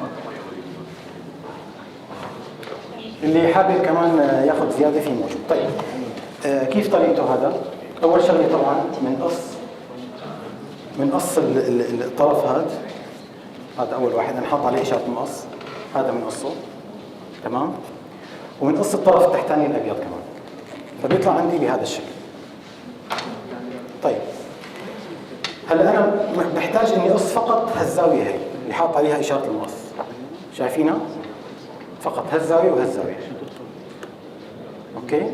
بعدين في عندي انا خط هون، انا يمكن ما مبين عليكم بس عندكم على الاسود مبين. في خطين، اول شيء بتنيه بهذا الشكل هيك.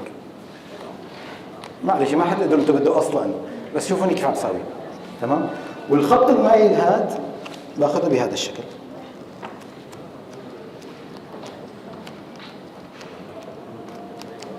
هاي اول جهه. الجهه الثانيه نفس الشيء كمان باخذ هيك، وبعدين الخط المايل بهذا الشكل. هلا صار عندي هو بهذا الشكل هيك. طبعا لاني قصيت الزوايا فبلف حول الفلاش، فبركبه بهذا الشكل هيك، بحط له الزيت تيب، فصار بهذا الشكل. تمام؟ مثل ما قال الدكتور فيني استخدمه هيك اذا كنت عم بصور حفله ولا شيء او مناسبه، لانه بده يعكس لي الاضاءه، وفيني كمان لتصوير الحشرات على اساس انه اخذ اضاءه كامله على الحشرات بهذا الشكل. واضح؟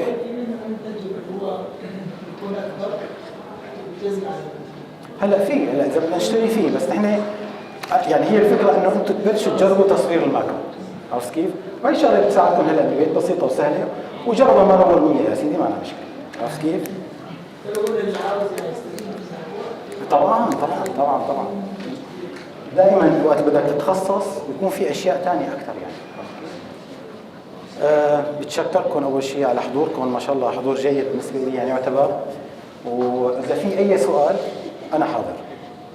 رنين ما في شيء ابدا؟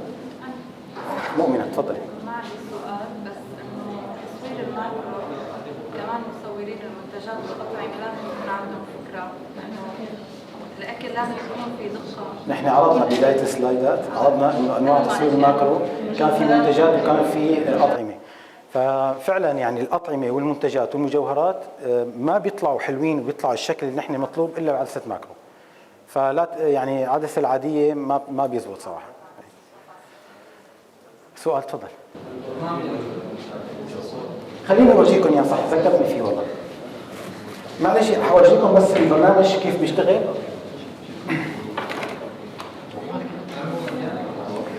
والله مو مجانا، بيعطيك تقريبا شهر فري يمكن. هلا انا بصراحه ما نزلته، كنت عم اشتغل على فوتوشوب بس لقيته هذا اريح كثير. طيب البرنامج اسمه هيليكون فوكس، هذا هو مبين عندكم. تمام، هذا البرنامج اول شغله بعملها انا بضيف الفايلات. هاي اول واحد وهذا اخر واحد. تمام، هدول الصور صاروا على البرنامج، فقط بعمل له ريندر. شوفوا شو عم بيصير. هو مختص فيها بس لتجميع صور. ايه الشركه عندها اكثر من برنامج، عندها برنامج عشان تعمل لك الستاكينج، توصلها على الكاميرا وهي بتعمل لك الستاكينج، وبس تخلص لحاله بيحول على برنامج الفوكس ستاكينج. عرفت كيف؟ البرنامج صراحه من اسهل ما يكون، والله على الفوتوشوب هدول 100 صوره طلعت عيوني ما كانوا يزبطوا امبارح. الفوتوشوب بناخذ من اي خيار؟ الفوتوشوب في شيء اسمه سكريبت من الفايل، اول شيء سكريبت. ايوه سكريبت، بتلاقي فيه اول خيار اظن. لا مو اتش دي ار، لا ستاكينج، لا ستاكينج. فبعدين بعد ما بتعمل لهم، بعد ما بتحط الصور كلايرز، ايه بالسكريبت اسمه ستاكينج. بعدين بتقول له بصير بده انه يظبطهم مع بعض الاينمنت، كانه بيعمل له في خيار ثاني يمكن بالاديت. يعني هي لها 3 خيارات، 3 اوبشنز.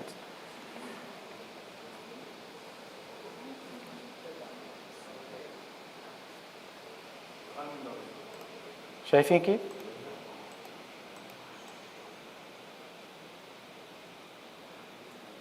خلص جمع الصور كلها. هذا اسهل برنامج انا صراحه اشتغلت فيه.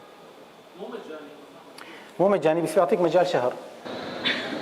يعني هلا من باب التجريب معلش ممكن الواحد يعني اظن 190 يمكن سنه يمكن سنه. اي الفوتوشوب بيصير بس مزعج جدا يعني كثير لانه الصور بتعرف الفوتوشوب بيتعامل مع هذا كمان والله اعلم كمان لانه عم ياخذ بس بالفوكس. اي هو بيتبع الفوكس. اي طبعا له طريقه. بحاول تقريبا بيدمجهم مع بعض.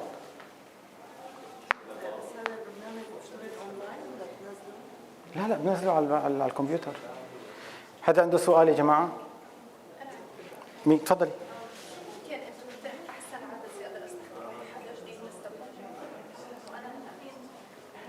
شو الكاميرا اللي عندك؟ يعني فول فريم؟ والله عندك اذا في عندك بين 80 وال100 افضل شيء. هلا في ماكرو ترى 50 بس انا ما كثير بحب وين ال50 ما بحب اقلل كثير يعني بالضبط لانه ال80 او ال100 يعطيكي مجال تقريب اكثر. ايه حتى الكواليتي تبعهم حلو لانه العزل تبعهم بيطلع حلو. تفضلي يا سامة. نفس السؤال. سؤال يا جماعه؟ حد عنده سؤال؟ تفضل اوكي. عم تصور انت بالاوتو ستاكينج للكاميرا. ما بطلع لك نتيجه جاهزه؟ لا هلا عندنا بتعمل ستاكينج بطلع لك نتيجه؟ لا عندنا ما في ما بطلع لك ما بتدمج قصدك انه تدمجون الكاميرا؟ لا في بس بيعطيك مجال انك تصوري انه تاخذي صور هن بس انه ما بتدمجون. ان شاء الله بنقول لهم ندمجوها. غيره حدا عنده سؤال؟ طيب يعطيكم العافيه وشكرا لحضوركم واتمنى ان شاء الله تكونوا استفدتوا من الورشه هاي.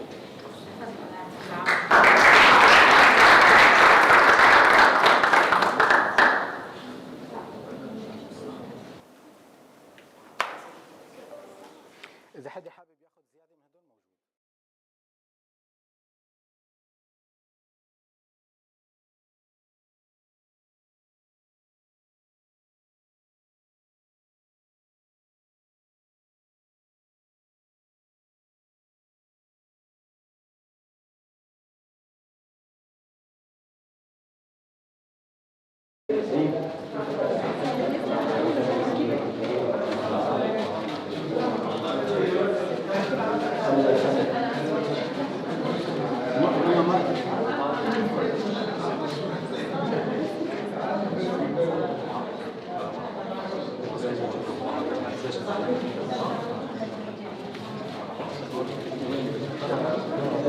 يا جماعه عرضت المحاضره موجود حد بيحب يصور هي على الشاشه موجود. حد بيحب يصور صوري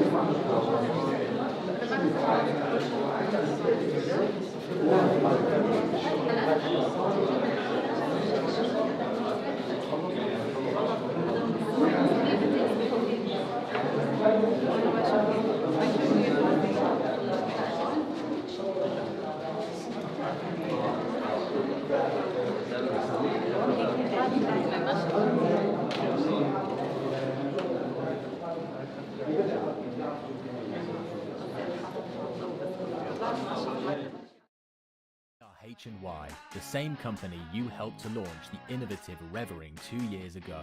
And now we are back to bring a new revolution to the filter accessory market for photographers and filmmakers.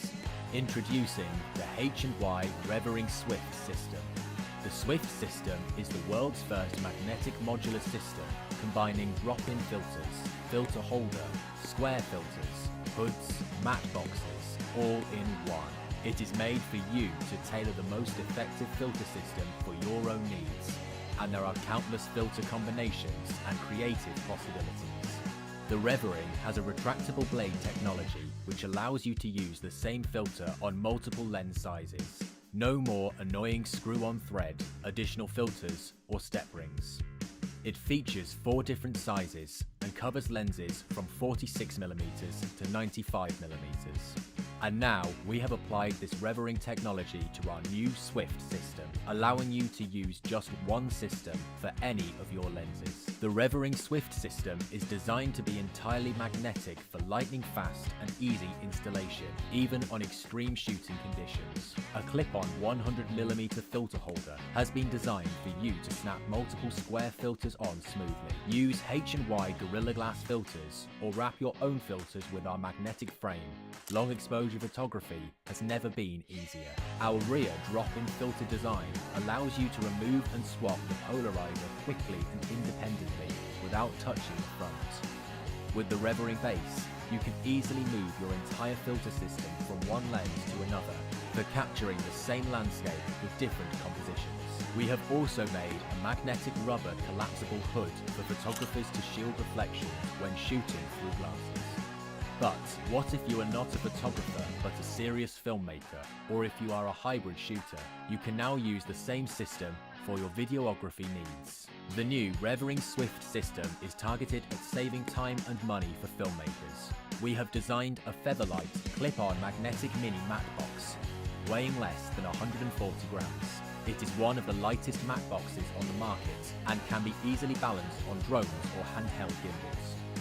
The entire filter system can be easily detached and remounted from one lens to another in split seconds, saving a great amount of setup time on set. We have spent countless hours to fine-tune the magnets to come up with one of the most reliable systems in the market. Behind the matte box, a new clip-on variable neutral density filter has been designed for filmmakers to control exposure with ease. It comes with 2 grading ranges and is designed with a hard stop to avoid the appearance of cross pattern when rolling. The VND and matte box are completely independent and you don't need to keep the matte box on just for holding your filters. If you have a need to use other creative filters, the independent drop-in filter slot enables effortless swapping of filters on set. H&Y currently provides numerous drop-in filter solutions including black mist, streak, stars and so on for any of your filmmaking needs. From epic landscape capturing to run and gun gimbal shooting, from capturing the beautiful waterfall with long exposure to wedding photography, from professional cruise shooting to indie filmmakers, the H&Y Revering Swift filter system is one of the most efficient systems to fulfill your photography and videography needs. We are offering great amounts of savings to our Kickstarter supporters. Back us now.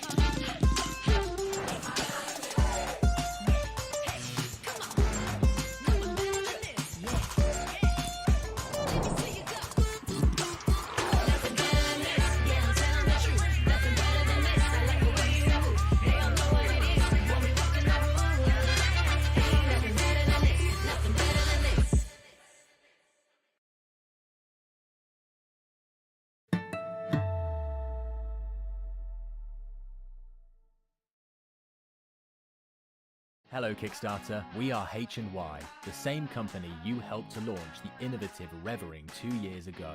And now we are back to bring a new revolution to the filter accessory market for photographers and filmmakers. Introducing the H&Y Revering Swift system. The Swift system is the world's first magnetic modular system combining drop-in filters, filter holder, square filters, hoods, matte boxes, all in one. It is made for you to tailor the most effective filter system for your own needs. And there are countless filter combinations and creative possibilities. The RevRing has a retractable blade technology which allows you to use the same filter on multiple lens sizes. No more annoying screw-on thread, additional filters, or step rings. It features 4 different sizes and covers lenses from 46mm to 95mm. And now we have applied this RevRing technology to our new Swift system, allowing you to use just one system for any of your lenses. The RevRing Swift system is designed to be entirely magnetic for lightning fast and easy installation, even on extreme shooting conditions. A clip-on 100mm filter holder has been designed for you to snap multiple square filters on smoothly. Use H&Y Gorilla Glass filters or wrap your own filters with our magnetic frame. Long exposure photography has never been easier. Our rear drop-in filter design allows you to remove and swap the polarizer quickly and independently without touching the front. With the RevRing base, you can easily move your entire filter system from one lens to another for capturing the same landscape with different compositions. We have also made a magnetic rubber collapsible hood for photographers to shield reflections when shooting through glasses. But what if you are not a photographer but a serious filmmaker, or if you are a hybrid shooter? You can now use the same system for your videography needs. The new RevRing Swift system is targeted at saving time and money for filmmakers. We have designed a featherlight clip-on magnetic mini matte box, weighing less than 140 grams. It is one of the lightest matte boxes on the market and can be easily balanced on drones or handheld gimbals. The entire filter system can be easily detached and remounted from one lens to another in split seconds, saving a great amount of setup time on set. We have spent countless hours to fine-tune the magnets to come up with one of the most reliable systems in the market. Behind the matte box, a new clip-on variable neutral density filter has been designed for filmmakers to control exposure with ease. It comes with 2 grading ranges and is designed with a hard stop to avoid the appearance of cross pattern when rolling.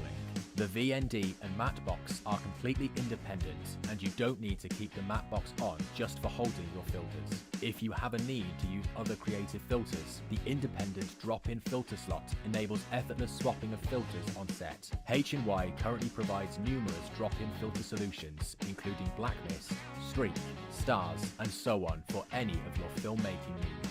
From epic landscape capturing to run-and-gun gimbal shooting, from capturing the beautiful waterfall with long exposure to wedding photography, from professional cruise shooting to indie filmmakers, the H&Y RevRing Swift filter system is one of the most efficient systems to fulfill your photography and videography needs. We are offering great amounts of savings to our Kickstarter supporters. Back us now.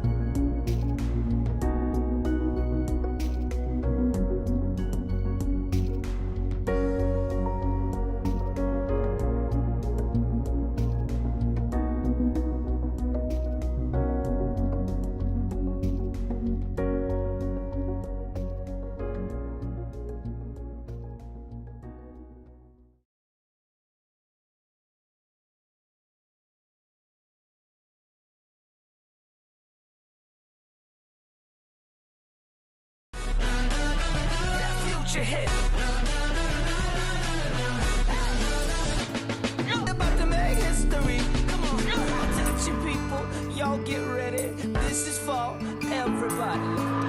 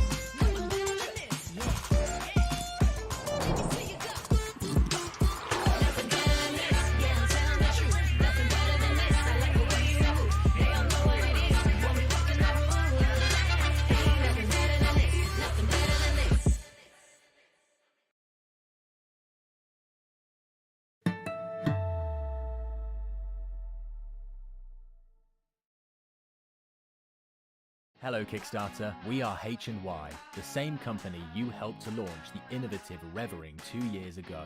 And now we are back to bring a new revolution to the filter accessory market for photographers and filmmakers. Introducing the H&Y Revering Swift system.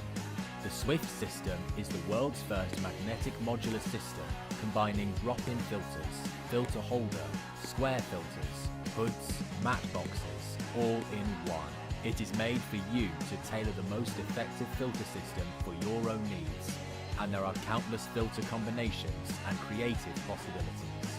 The Revering has a retractable blade technology which allows you to use the same filter on multiple lens sizes. No more annoying screw-on thread, additional filters, or step rings. It features 4 different sizes and covers lenses from 46mm to 95mm. And now we have applied this Revering technology to our new Swift system, allowing you to use just one system for any of your lenses. The Revering Swift system is designed to be entirely magnetic for lightning fast and easy installation, even on extreme shooting conditions. A clip-on 100mm filter holder has been designed for you to snap multiple square filters on smoothly. Use H&Y Gorilla Glass filters or wrap your own filters with our magnetic frame. Long exposure photography has never been easier. Our rear drop-in filter design allows you to remove and swap the polarizer quickly and independently without touching the front. With the Revering base, you can easily move your entire filter system from one lens to another for capturing the same landscape with different compositions. We have also made a magnetic rubber collapsible hood for photographers to shield reflections when shooting through glasses. But what if you are not a photographer but a serious filmmaker, or if you are a hybrid shooter? You can now use the same system for your videography needs. The new Revering Swift system is targeted at saving time and money for filmmakers. We have designed a featherlight clip-on magnetic mini matte box, weighing less than 140 grams. It is one of the lightest matte boxes on the market and can be easily balanced on drones or handheld gimbals. The entire filter system can be easily detached and remounted from one lens to another in split seconds, saving a great amount of setup time on set. We have spent countless hours to fine-tune the magnets to come up with one of the most reliable systems in the market. Behind the matte box, a new clip-on variable neutral density filter has been designed for filmmakers to control exposure with ease. It comes with 2 grading ranges and is designed with a hard stop to avoid the appearance of cross pattern when rolling.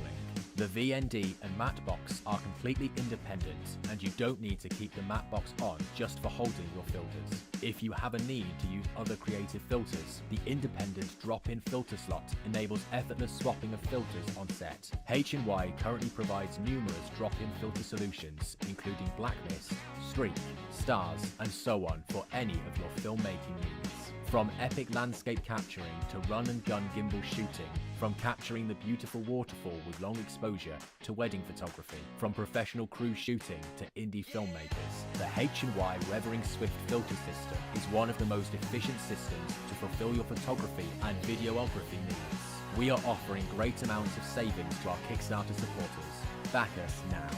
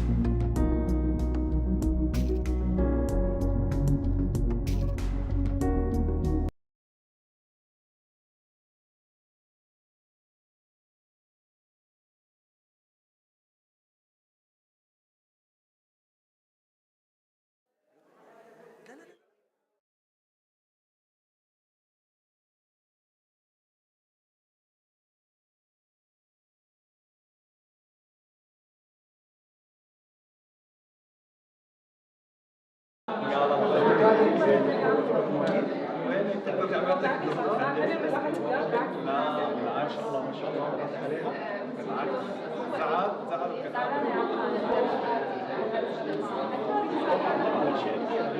كل شيء بشوفه في حياتي. شو اخباركم؟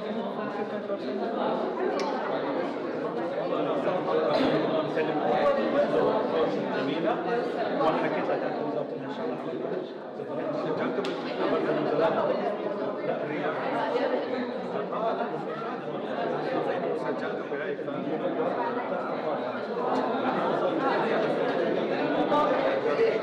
بس ما عجبها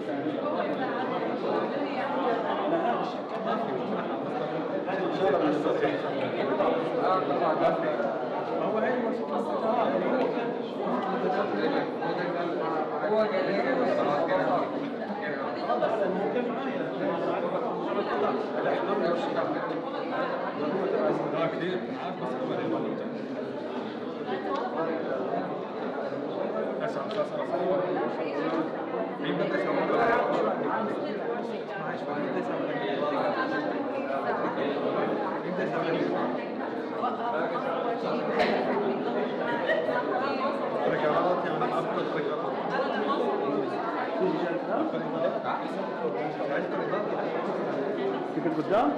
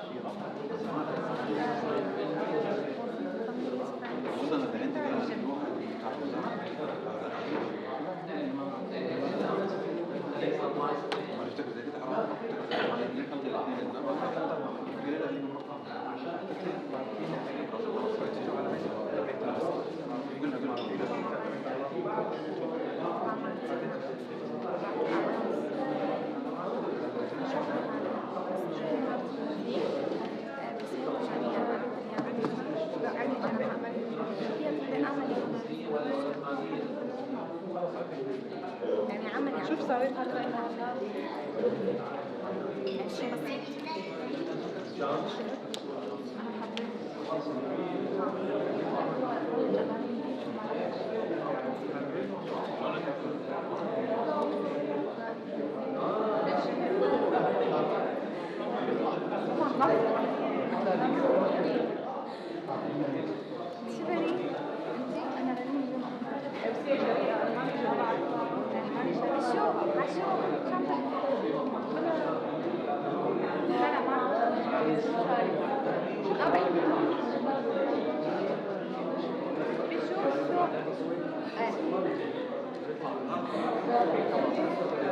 بس انا ما ادري لا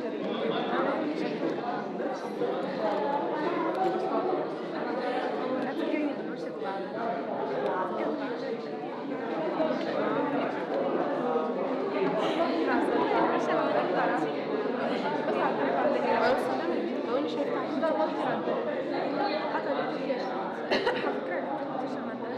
صورت بالمحل كمان صورت له فيه انا وصورت عليه اشترينا البنت اللي مصورها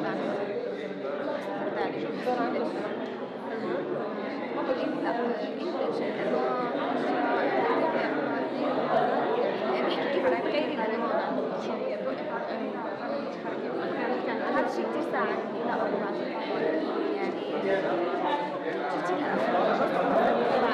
بعد صورة آخرين تعلمت منها وطبقتها على الدرس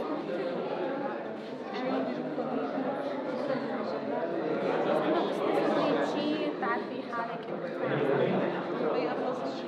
أفضل إنه تروحي على الشغل أنا بصراحة حركة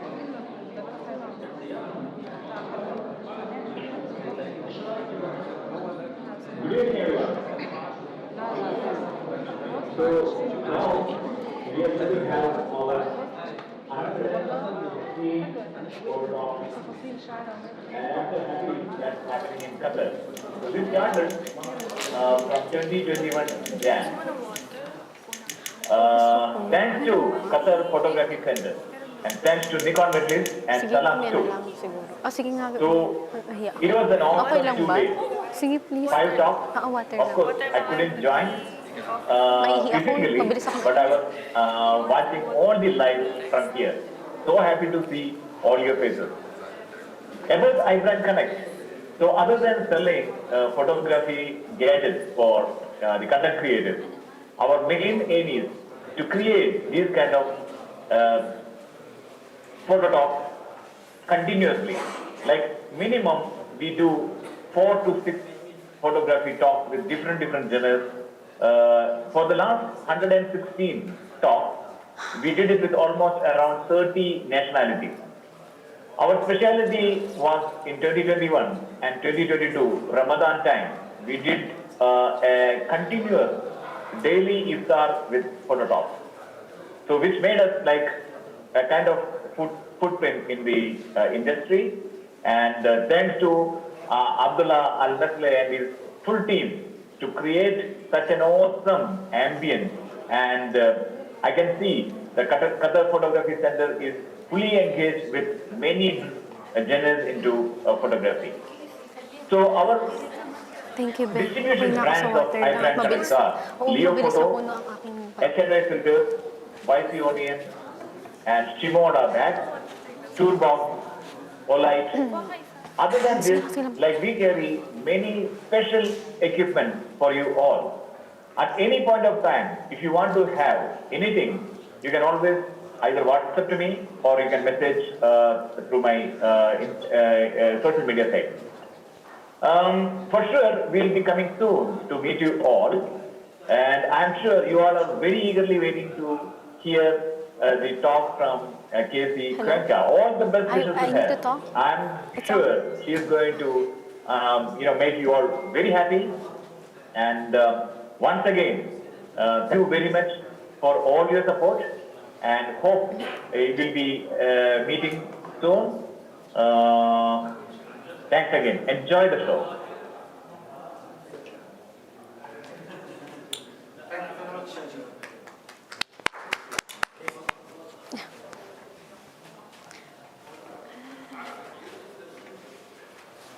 Hello? Mic test.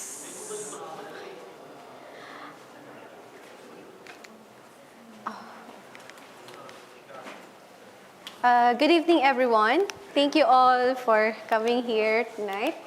So, I'm Casey of Casey's Moments and Casey's Today, and my topic for today is newborn photography, like how to do newborn photography. Before I start, I just want to know, did everybody know how to use the manual settings of their cameras? And you have basic lighting knowledge, like even one light setup. Okay? And my last question is, who among you have babies already? Have babies? Not yet. So incoming. So who among you don't have babies yet? Okay, so for those who have babies already, you have an advantage because you have a first-hand experience handling babies already. So you know how to settle them, you know how to read them. But for those of us who don't have, so don't worry. You can still do newborn photography just like me, because I don't have as well. So, but it's hard, and you need to have a lot of patience, and you need to undergo training, online and actual training, or you can even like do some practice with dolls or something like that, like improvise. So, what is newborn photography? It is a niche of photography that focuses on newborn babies. So ideally, according to sources, it should be done from 4 to 14 days old after birth. For me, I like to do it from 5 to 10 days because this is the time where the baby is so small, so squishy, you can position them. I mean, you can pose them easily, and they sleep a lot. Like, it's easier to settle them when they're milk drunk, and you can do poses, safe poses for them easily. Also, week by week, these babies, they change a lot. Like, once you take a photo for them at the 14 weeks, you will need a different approach once they reach like 4 weeks or 6 weeks. At most, I've taken newborn photos for a 6-week-old baby. It's a different approach than the 14 days old. So these are the sample images that I've taken. Right? So newborn photographers, as I've said, even if you don't have a baby yet, or you have your own baby as well, we need to undergo special training, either online or, it's better workshop, hands-on workshop with an actual baby. That one is better. And then our number one priority is the safety of the baby. That's why I ask at first if you have or if you know how to use the manual settings of your camera, because it's important. You know already how to use a camera. You know already how to use a photo. How to take a photo. You know how to do with the light, to work with an artificial light or an ambient light. But your main priority is actually the safety of the baby. So you have to do special training. So I will just cite an example of online. These are online certifications or accreditations. So for me, what I have is the one from Academy of Newborn Photography. So it's a good investment. It's a good credential for you if you have it as, as a newborn photographer. Because actually, on the first part, it's a 2-part accreditation. Like, on the basic, they will not discuss really about taking newborn photos. They will discuss about the safety. So, how to read the baby, what is the best temperature in the room, what are the medical challenges that the parents might experience during the pregnancy time, the delivery time, and a lot of stuff. And also you need to do an actual basic life support for infants, so before you get the certification. There's also the accredited Professional Newborn Photographers International. This one I don't have. Some photographers, they opt to take this one. But for me, I'm working on my advanced certificate for Academy of Newborn Photography, as I've done the basic already. So when you think of newborn photography, because there are different kinds. There's one, the birth, which you actually take the photo at birth, like in the hospital. This one I haven't done myself. I don't want, because I don't want to commit my time. Because anytime, of course, you don't know when the mama's gonna deliver, right? And maybe I have important something and then I cannot commit. It's hard to commit on this kind of photography, although it's a good opportunity as well. Then there's also the fresh 48 hours. The first 2 days of the baby, some parents, they find a photographer to take photos while they are at the hospital or at their first day at home.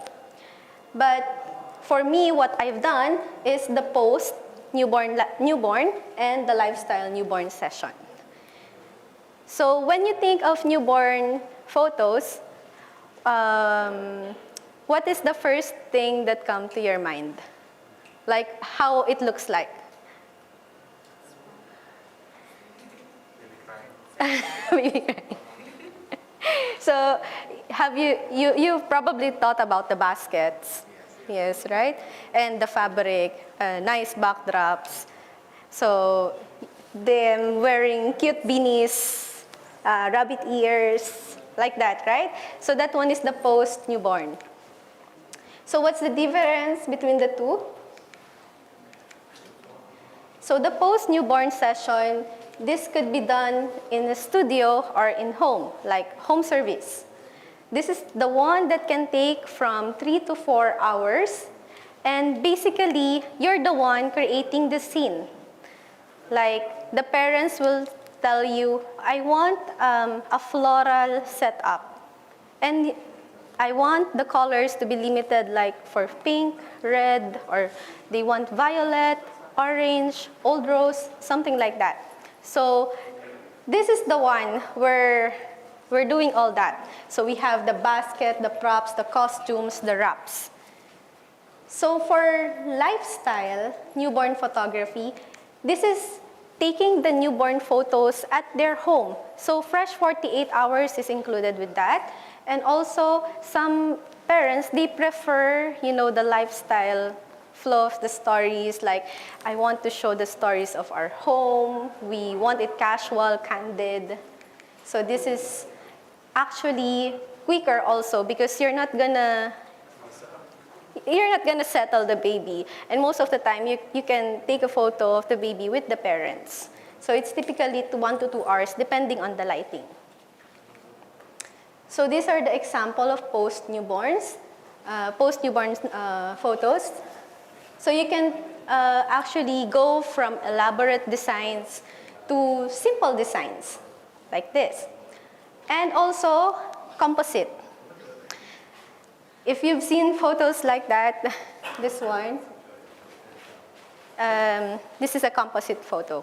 So it's taken 2 photos with the baby because they cannot hold their head. The neck of the baby is quite fragile, so you need to do a composite for this kind of shot. And merging them is in actually post-processing. So as I've said, we can go from elaborate designs to simple one. So for this shot, for this love, I've done 4 photos and merged it as panorama.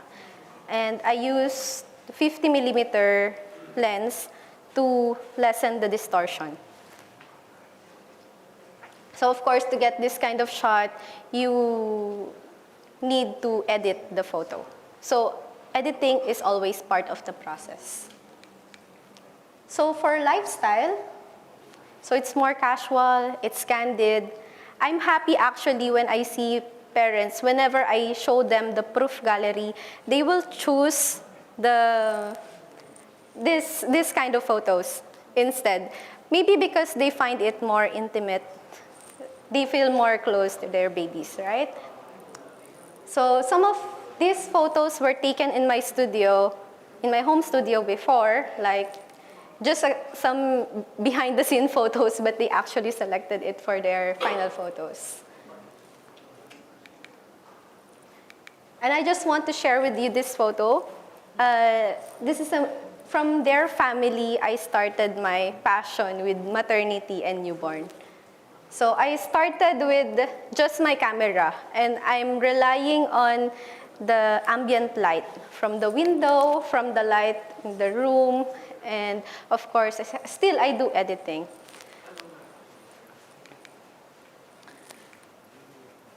So why newborn photography? Ma'am, why do you want to know about why do you like to know about newborn photography? Why I want to be a New. And I like babies. You want to take photo for your babies? For my baby, and also before I became pregnant, I like babies. Yeah. Yeah, they're so cute, no? like if you take a photo for them, it's like any photo would be good, like, except when they're crying, of course. So, how about you, sir? Why do you like newborn photography, or why do you want to learn about newborn? Basically, because I want to learn how to do it because I know they are hard to understand taking good photos of babies, especially because they are small creatures, so Yeah. they have time. Yes. So, yeah, you know, your reasons is also my reasons why I started with, to learn more about newborn photography. So, for this, why newborn photography? First, because of its great business sense. Every parents, whether it's their first child, their fifth, or their seventh, actually the most that I've scanned for pregnancy, because I do ultrasound as well, so the most that I've scanned is on her 16th baby. So every new parent, they want a professional photo of their babies taken, right? Like the tiny details, how their baby look like when they first come out. So it's something that they cannot go back again because the baby changes day by day. And it's a great opportunity for us as photographers to explore. Like, they have the demand, we provide the service, right? And also, yeah, as I've said, it's a once-in-a-lifetime opportunity. Like, when they came to you for a photograph at 14 weeks, or 14 days, if they postpone it, the baby will look different after 2 weeks, after 3 weeks. And the photos that they can get from that session is different when they get it from the ideal time. So they only have one chance to have this experience. And timeless, it will be part of their family's heirloom. So for me, personally, what I feel about newborn photography or maternity, when it gives you a different sense of fulfillment. Like, when I take photos for myself, I love travel, I love night photography. When I take photos for myself, I'll just store it in my hard drive and I will never look at it again. But if I do take photos for other people, you know, these photos will be taken care of for years to come. And these babies that you take photos of, once they reach like at the right age where they can appreciate the image, they will see their photos, and even if they don't know you, they don't remember you, your photos will live on, right? So I find it really, it gives me a different sense of fulfillment. And creative outlet. So as I've told you, you can go from elaborate setup to simple one. And I'm happy at this stage for me, most of my newborn sessions, all actually of my newborn sessions are unique to each babies. So it depends on what I have, on what I have in my studio, what are the props that I have. And also it's a good addition to your portfolio. So from here onwards, what I'm going to discuss is about post-newborn photography. I'm sure you're curious what are the must-haves, the preparation, the session itself, how it goes, and you want to know some tips, right? So I will, how to use this? Okay. Okay. I will start with the must-haves for successful newborn photo session. How it will work. I'm clicking.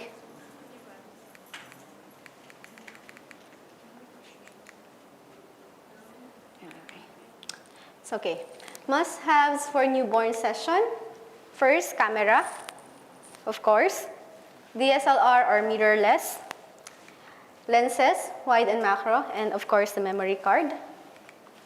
So this is my camera. I'm using Nikon Z6. It's a full frame mirrorless camera. I don't know how to use DSLR camera. So what I can share with you is my experience with mirrorless one. So the lens that I'm using actually depends on the scene that I want to take. Like if I want an over the top shot, I will use my wide lens. But if I will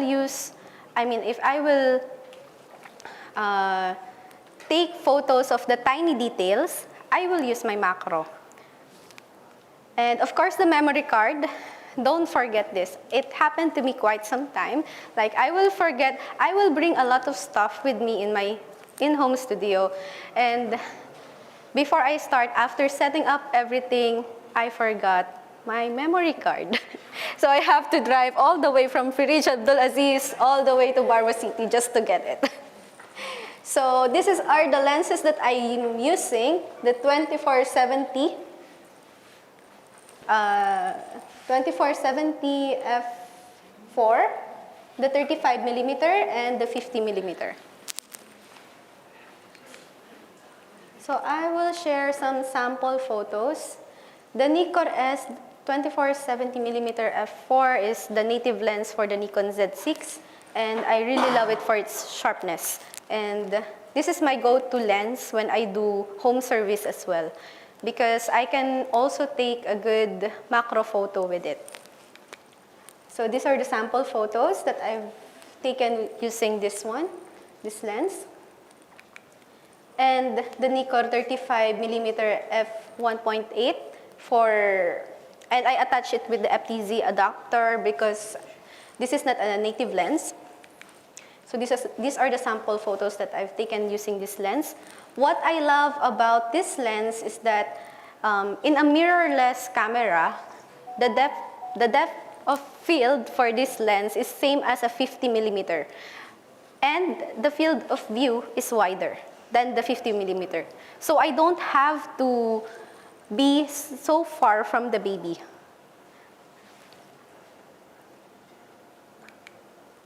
Because, you know, I love bokeh.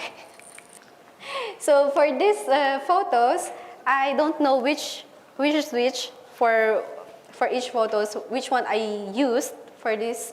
But for my macros, if I am doing at my studio, I'm using my 60mm f2.8 and 50mm 1.8. So these are the sample detailed shots. So I take some photos of the ears, the eyes, the nose, the lips, the hands, the feet. And sometimes, I incorporate the wedding rings. Because sometimes I ask the parents, do you want me to include a sentimental prop? Yeah. So sometimes they will bring their rings and they like it. Even me, this is one of my favorite tiny photo shot. A picture is important. A picture. Sorry? The picture. Picture. Aperture. Aperture. I'm taking usually f1.8. If important is different between picture and other picture. Like if I can get 1.8 or 4. If it depends on what you want to focus. For example, you want the whole face of the baby. If you want to focus on the whole face of the baby for your shot, but the rest of the background is blurred, you can use f2.8. Because if you will use the if cropping or if I take with the zoom, I will take with the wide or 1.8 pictures. If I take with the wide, you get 5 or 6 to get more details. For me, by what I am doing for tiny details, I stick with the f1.8. But it depends on what I'm taking what I want to take at that time. So if I want to focus on the face, I will, because sometimes if I use 1.8, the nose is sharp or the eyes is sharp and the rest of the face is not sharp. So I will adjust. I will take some, safe shots, adjusting the aperture until I get what I want for that shot. Sometimes I also use my 2470. I will zoom in, and then the lowest aperture I will use. And then I will get good macro shots as well.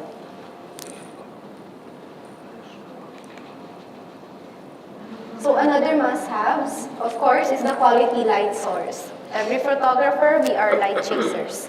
So I've tried using all these three, the flash, continuous, ambient, and of course I have the softbox diffuser. I don't really use it. I use actually the curtain, just the white curtain if they have. So these are the flash. So this is what I've used for all of my sessions. When I was starting, I'm using the Godox 80-200. This is the one that I brought here also. For my home service, this is the one that I'm using as well because it's easier to carry. I also have this continuous LED light, the SL150. For all of my studio sessions, I prefer to use this. The difference is that some babies, they have a startle reflex, so they have lesser reflex when I use this one, the continuous LED light. Sometimes when I use the flash, and of course flashes the light, they get startled. So I prefer to use the continuous LED light. Ambient light, I've done it as well. I've done using the ambient light from the window, the door, also from the maternity photos earlier.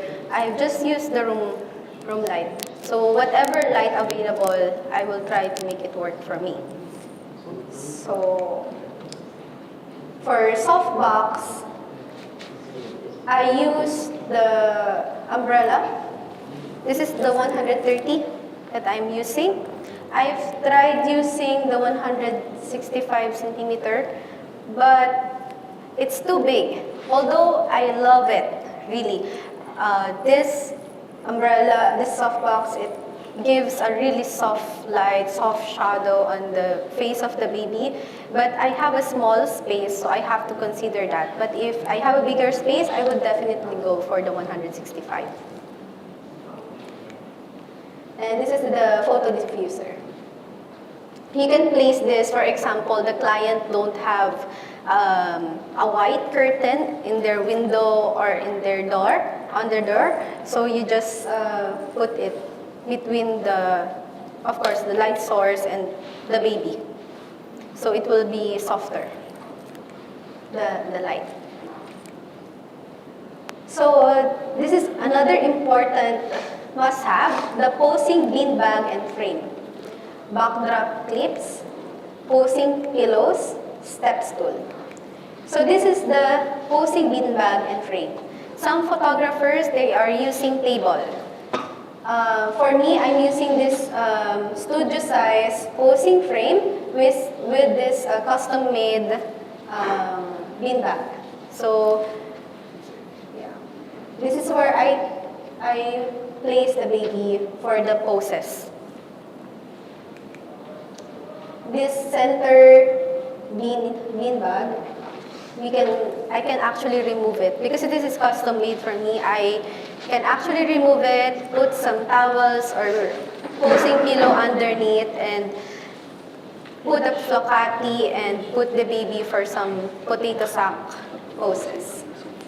And in this picture, we have the clips, some rolled towels. If you're short on posing pillows, you can use rolled towels, and of course the posing pillows, and the step stool. This is a must-have for me. As you can see, I'm vertically challenged. so this one is really important for me whenever I take some over the top shots. So yeah, like when the baby is placed here, and I like to use my 35mm, right? So even I need to go a little bit further up. So I usually either use the table or I use the step stool because it will be easier for me to take from a good angle with less distortion, like that. Okay. So there's a lot. There's a lot. Imagine bringing all this stuff in the client's home. So fleece blankets. Some photographers, they they use like 10 layers of fleece blankets to remove the creases on the posing beanbag. I prefer to use 3 because it's quite heavy. The pee pad, heater, baby shosher, and some baby care essentials. So this is the fleece blanket and the pee pad. I usually, in my posing frame, I will put like 3 layers of fleece and then the pee pad and my fabric, the fabric that I'm gonna use for taking the photo. So even when some parents, they want to take, you know, bare photo of the baby without the nappy. So of course, we cannot tell when they're going to pee or poo. So this one is really handful. So of course, the heater. So we have to set the temperature of the room warm. Yeah. So ideally, crisp 24 degrees Celsius. And the baby shosher for the white noise. Sometimes I use the TV and play in YouTube the white noise for babies. But this one is better, the baby shosher, or you can use an app. They have an app available as well.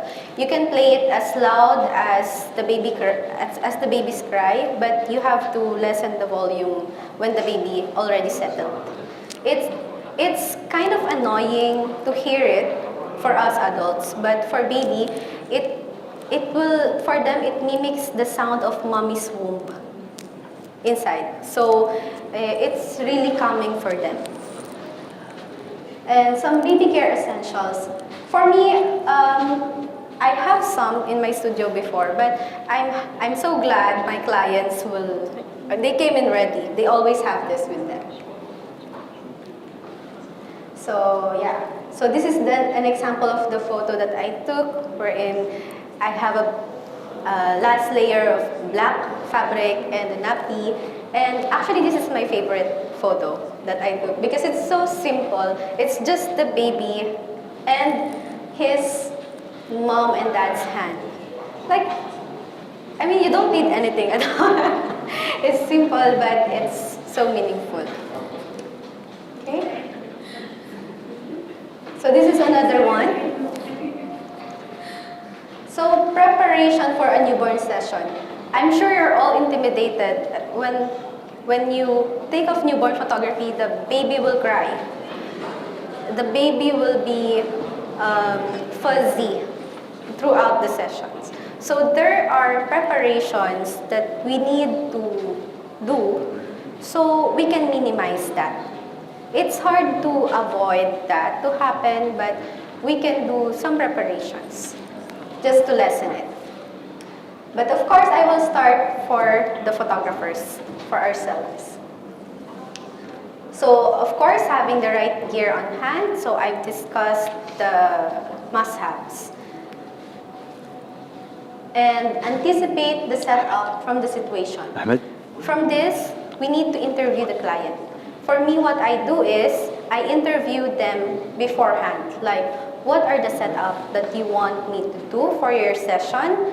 Are there any medical challenges that you've encountered during the pregnancy, during the time of birth? Like, how many weeks are you when you delivered? Because you have a different approach with pre-EMIs. Those babies that are delivered at 36 weeks.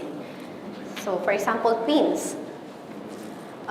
So, you will discuss with them this kind of details beforehand, and it will be useful for you to anticipate what kind of setup you're gonna use or you're gonna do, what's your approach gonna be from the situation and the location. So sometimes I also ask them if, especially I will do a home service, so I will ask them, can you show me the space where I will do the session, or do you have a big window? So I will know if I need to bring this or not. If they have a big window, it's really an advantage for me. But if they don't, I will probably bring a lot with me. So prepare the necessary props, wraps, and costumes. So after you do the interview, you will prepare the props. It will help you along the way. And also, while handling the baby, make sure you are as boring as possible as you can, okay? Because, I mean, boring not to the parents, but to the baby itself. Because some babies, for example, they are allergic with perfume, so try not to wear perfume. Also, avoid wearing jewelries, watch, because sometimes it will tangle on their hair, it might scratch their skin, so it's not good. And bring extra clothes for yourself. Of course, as I've said, it will be hot during the session. It will be really warm. If you're following my page, my Instagram page, sometimes I post my BTS, my behind the scenes, and you will see me wearing a mesh dry fit because it's really hot during the session. It's not too much hot, but I don't feel comfortable at all when I'm wearing so much. And of course, this one requires a different discussion, but if you can have it before your sessions, the photography service contract, it will help you a lot along the way. Like, yeah. So preparation for the parents. These are the preparations that I often give to the parents before the day of our session. So they need to keep the baby awake 1 or 2 hours prior to their session. We need a tired baby for our session. And when they come in our studio, the parents will feed them. So they're not only tired, they're milk drunk. So they will just sleep. And also, don't use oils or lotions on the baby. Oh, before I forgot, how many hours do we need to feed the baby? 2 hours. 2 hours interval, yeah. So every 2 hours. So before the start of the session, I usually ask also the parents to feed the baby. So from that, I know when to feed the baby next. Okay? So don't use oils or lotions on the baby. I've experienced this for for some clients. You know, for me, since I'm also the one doing the editing, I'd rather edit a dry, flaky skin rather than, working with so many unnecessary highlights on the face because of the use of oils and lotions on the baby's face. And also some parents, they will approach you like, my baby have infant rashes. I want to do the session when it's gone. If you can, try to convince them to do the session on that window from 7 to 14 days. You can edit the photo. You can tell them like, do you want me to edit the photo? I will just remove the rashes. Because if you will postpone it, your baby will look different and the approach will be different. We cannot get the same kind of images we will get at this time when you postpone it at this time.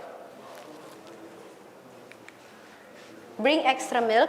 I think this one, sometimes I forgot to tell my clients, but they always come in prepared. They always have this. And bring blankets from home. This will help suit the baby as well. When they have something that smells like home. So when you wrap it with them, they can settle quite easier and faster. So also bring a pacifier or suitor.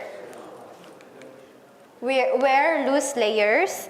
I often tell my clients to wear loose clothes because of the session it could get really warm, and an extra clothes for their family session.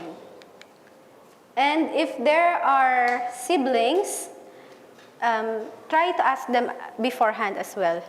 For example, it's really hard to get a family photo with a 2-year-old. So, and with 1 or 2 years old. It's quite hard, but it's possible. But you need to time it as well. Most of the time, I try to do the sibling shots at the first part of the session, because these kids, these toddlers, they get bored quite easily. Their attention span is so short, and it's especially the 2-year-olds, terrible. And allow up to 4 hours for the session. The most that I did was 5 hours or 6 for just one baby. And what we're doing is just settling the baby, trying to make her sleep, because she's so fuzzy at the time. Even though they follow the preparations, she's still fuzzy. So tell them it will take up to 4 hours, but I'm not gonna take photos all those 4 hours. I'm gonna settle the baby. I'm gonna wrap the baby. I'm gonna prepare the setup, even though I prepared it beforehand. So I'm gonna do a lot of things. And also some babies, they pee, they will poo, or they will get hungry. So there are a lot of things that could happen in that 4-hour period. Sometimes, even if you do it on 3 hours or 4-hour session, you will only get, for me, I had a 4-hour session and I only get 100 photos. From those photos, I'm not quite happy with the variations that I get. But it works somehow.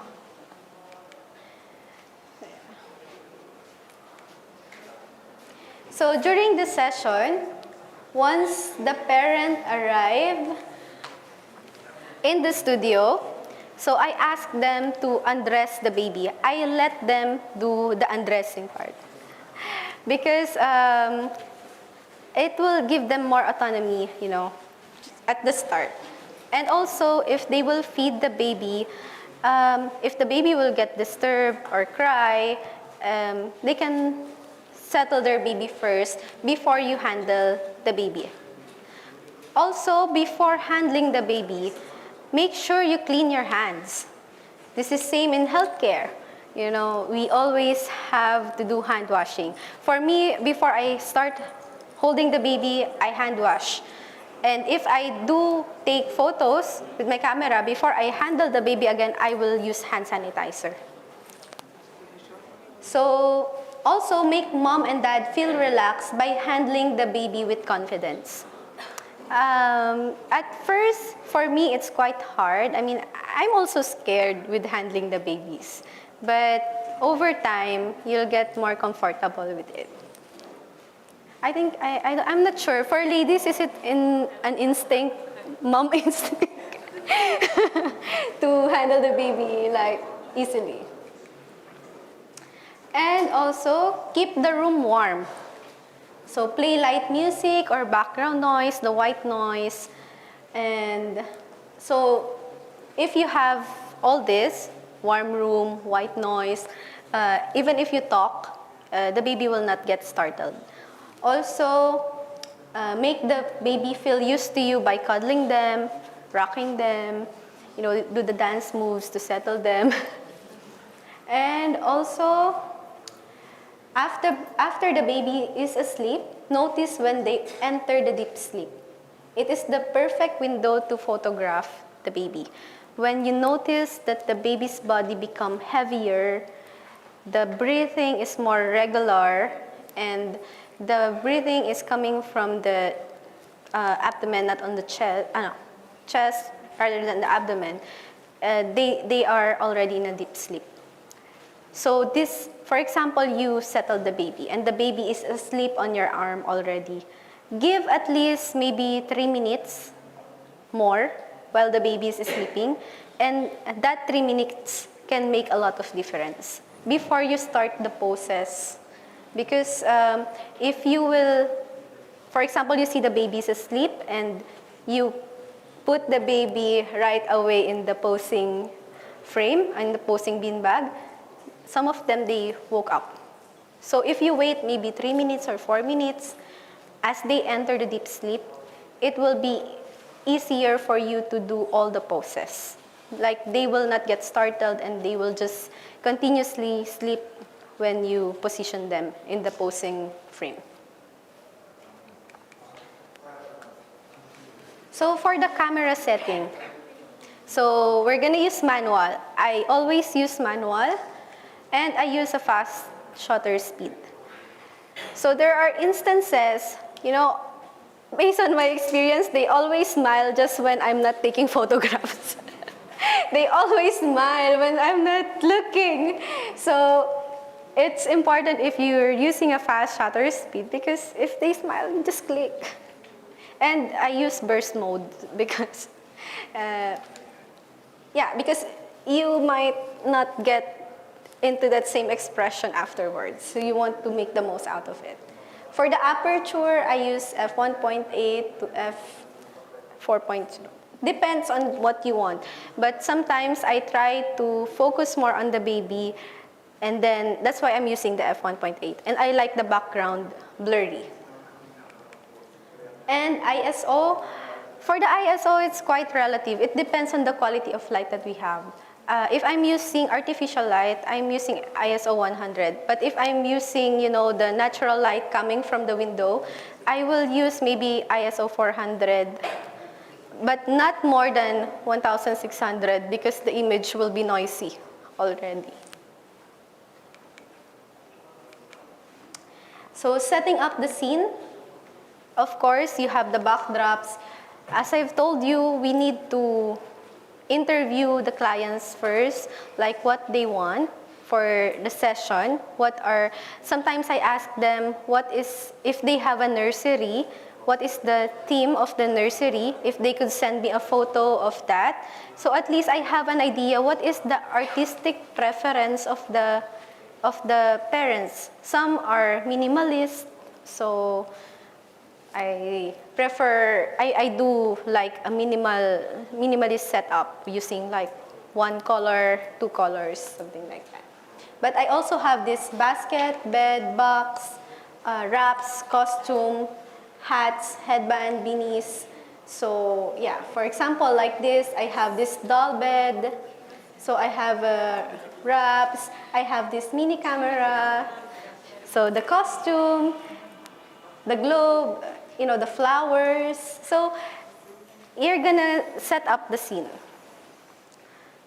This I do actually before the client arrives. So after I interview them, of course I have an idea what they want. So I will prepare it once they come. It's already there. So I will just, depending on the baby, I will just start with the costume, or I will do the swaddling.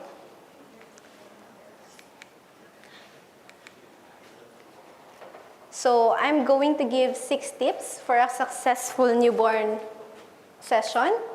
So I've been telling you about the preparation since earlier. So the room should be warm, there should be background noise, the baby should be prepared as well, and your gears should be prepared. Okay, this is a home service photo that I took, and I used natural light for this one. Also, choose fun props. So for post-newborn, it's really cute to have cute props. So you can use teddy bears, flocatties. Yes. This one? This only home. Home setup, yes. Just the big window. They are living in the Pearl, so it's quite a big window. I didn't. This is a curtain, ambient light, and then I position like if this is the window, this is my backdrop, this is the heart, and I position the baby here. So the light is coming from this side. So for this one, I'm the one adjusting the whole setup for the light. Because if I'm gonna use this, of course I'm gonna just adjust this. I can set up the setting anywhere and just use the artificial light where I will put it on the baby. And of course, for this one, for example, you see the background is quite smooth. It's on the editing. Like the backdrops that I'm using have creases, I remove that in editing.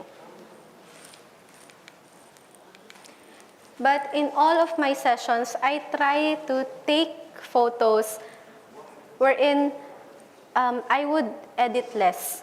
If you can get it like straight out of the camera, it would be good. Like I will try to correct my white balance on the session itself, and then my lighting, so that in editing I will just do some color corrections, and then I will do removals of blemishes. And some babies, when they are delivered pre-emis or 36 weeks, they have jaundice. So yellowish skin, you will also correct that in post-processing. So it's easier if you will correct it beforehand, the white balance. So choose fun props. You have the teddy bears, of course. It's very, very common. You can also use cute fabrics. For baby girls, headband. When I'm starting, I took a photo of a twin, boy and girl, and I don't use the headband. So when I look at the photo, I'm like, they both look like a boy. So having a headband on hand, it will, really show that this baby is a girl and this is a boy. So, and also it's so cute for baby girls to wear headbands.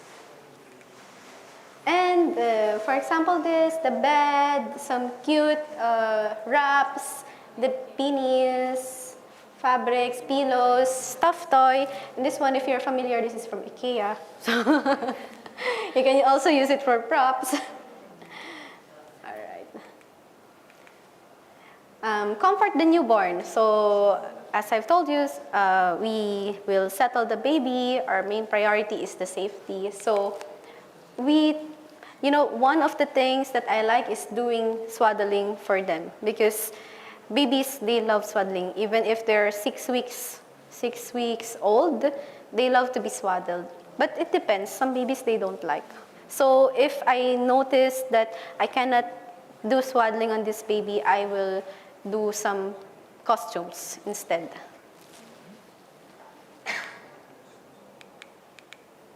And put safety first. So as I've told you from the start, our #1 priority is the safety.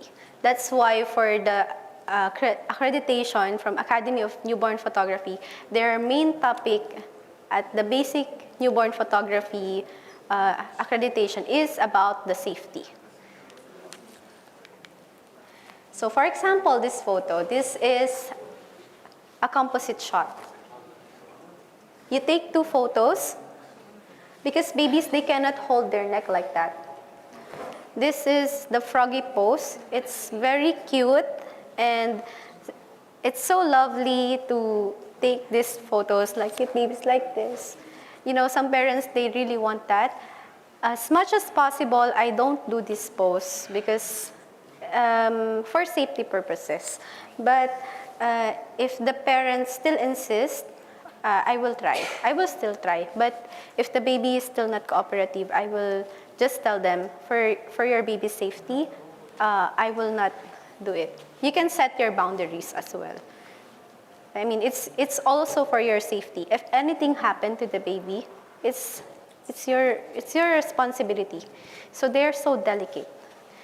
So for this shot, you will take 1 photo with you holding the hand of the baby.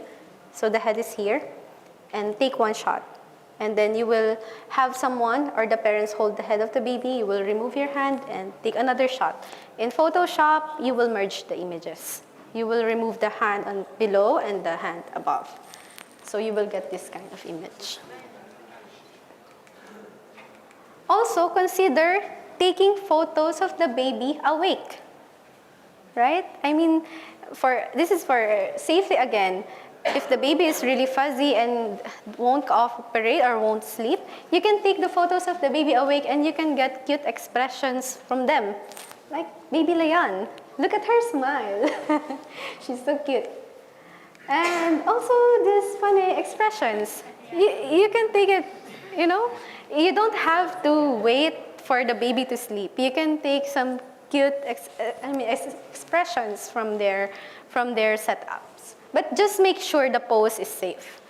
Like this one, the lying on the back pose, it's quite safe, but still you need a spotter because some babies, they tend to move a lot.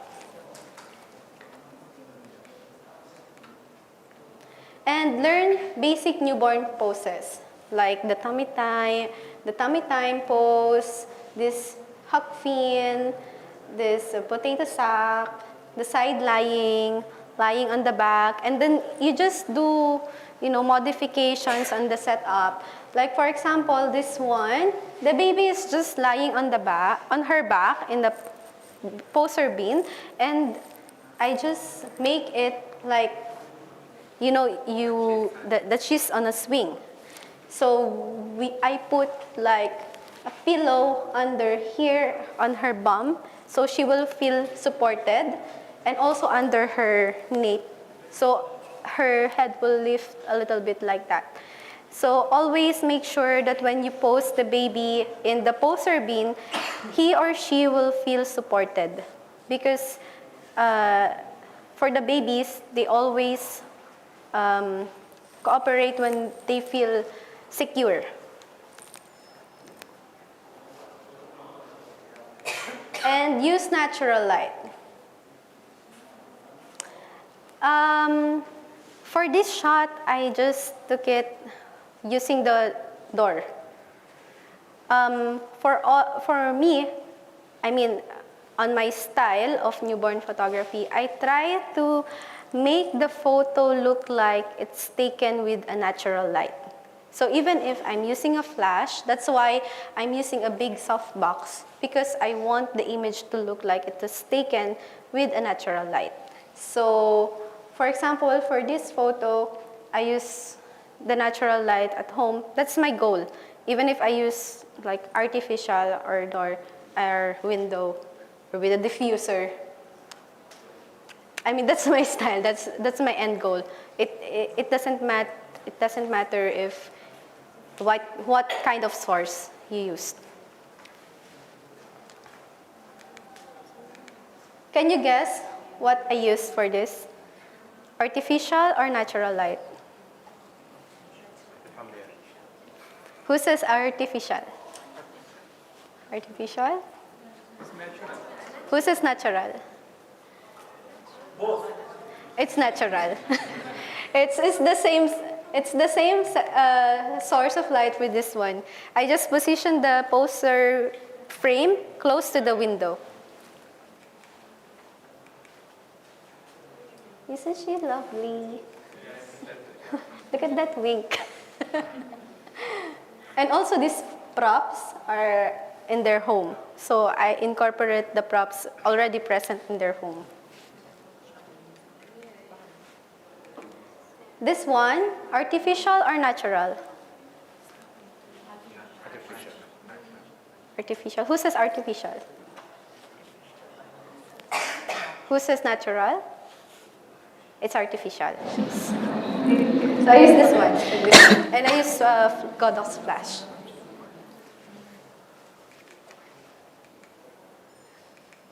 Okay, thank you.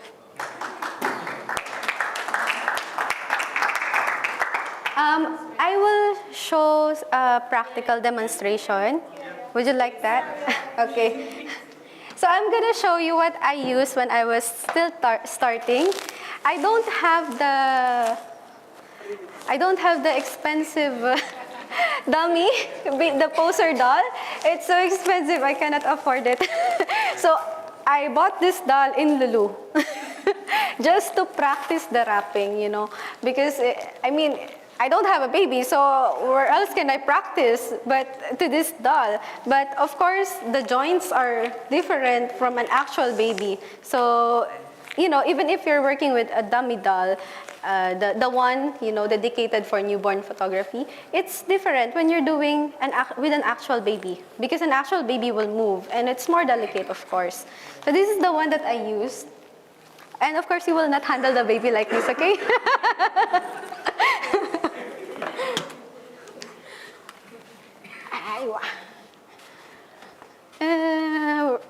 You can all see it from here. Okay.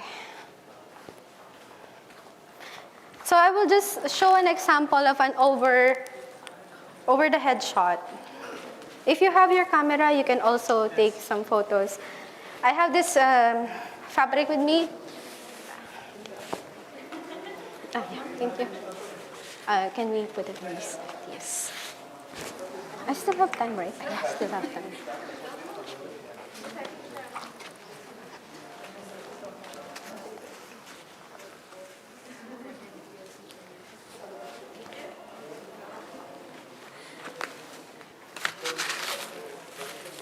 So this is an example of the basket, but I have to tell you now, this is a rather small basket. So a pre-Emmy baby can fit here, or if the baby is really small, he or she can fit here, but not all babies will fit in this kind of basket. If you will get a similar basket, try to get a bigger one, okay? So this is an example of a posing pillow.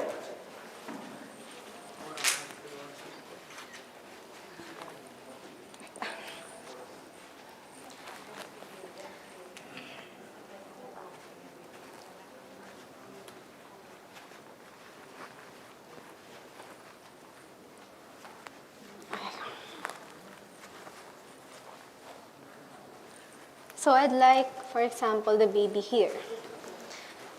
And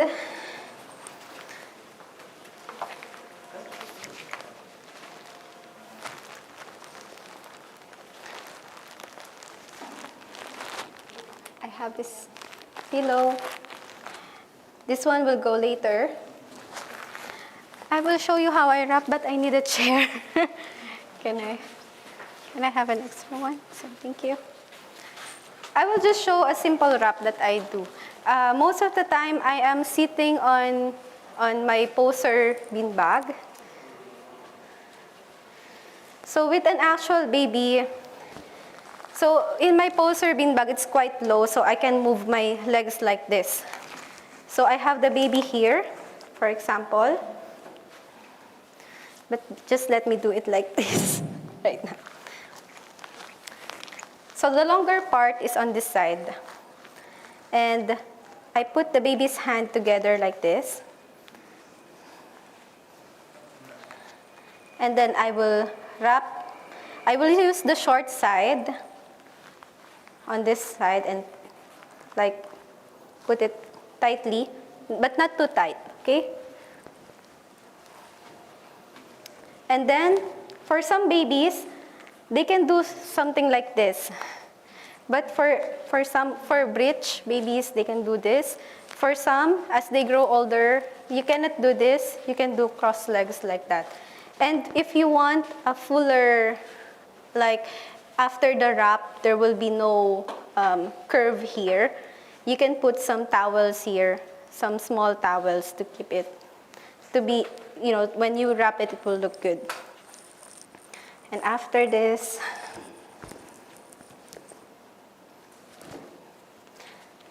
I can do like wrap around like this, and you will see the baby's feet like this. Or you can do cover, keep it tight and snugly, okay? But of course, handle the baby with care. This is a doll, so as I've told you, it's quite different when you handle a real baby. But it's a good practice point if you don't have a baby yourself. Why I like doing it on between my lap as well is that I can hold the baby from like this and move my legs like this if I want to put the fabric under or something like that. So it's easier for me to do some movements as well. So if I'm done, for example, for this wrap, I will just keep it tight here. I can just pull it, you know. Some you can also go all the way, but you can just keep it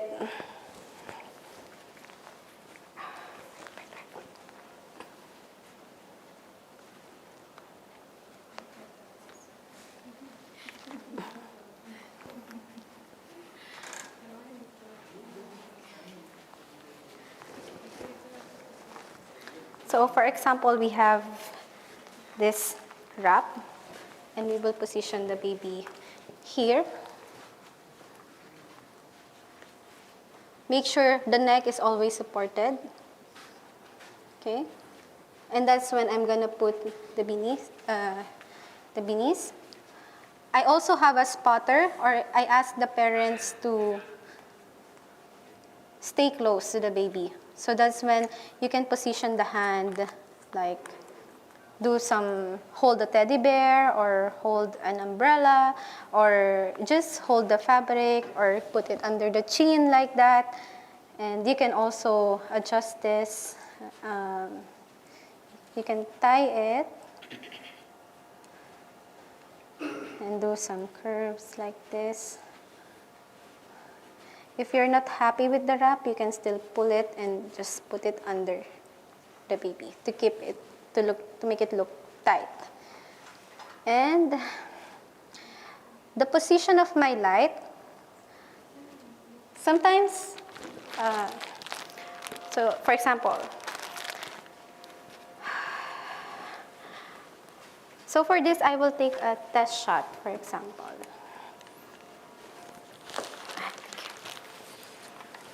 My goal in this kind of shot is to make the highlight more here on the nose rather than the mouth. So when I take a shot, see, I still have a lens cam.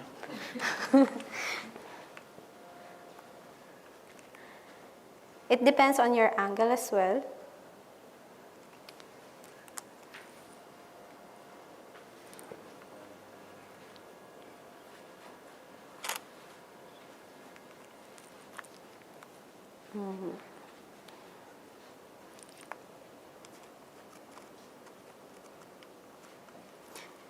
So you will take some test shots and you will adjust from there.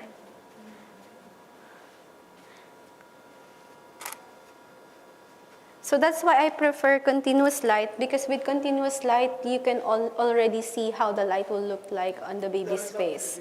Yeah, you can already see it in real time with the continuous light. But with flash, for example, for my image, it's like this. So the shadow is still heavy. Yeah, more shadow there. Also, if you're gonna do newborn photography, please don't forget to wear or have a camera strap on your camera, because if, for example, you're gonna do a newborn over-the-top shot like this and it will fall on the baby, So it's either I will increase the intensity of my light or I will decrease my shutter speed. So right now I'm using 1/400 and it's too bright. So still I will adjust and I will use f100.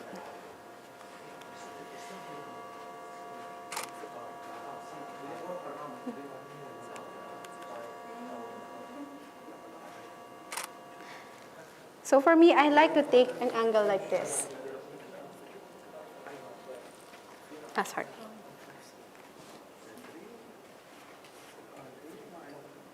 So if you're after, it depends on your style actually and the kind of backdrop that you're using. You can also move the baby here so you'll get more of the backdrops, or you can take from this side. But of course, you're going to adjust your light and take some photos from here. Sorry.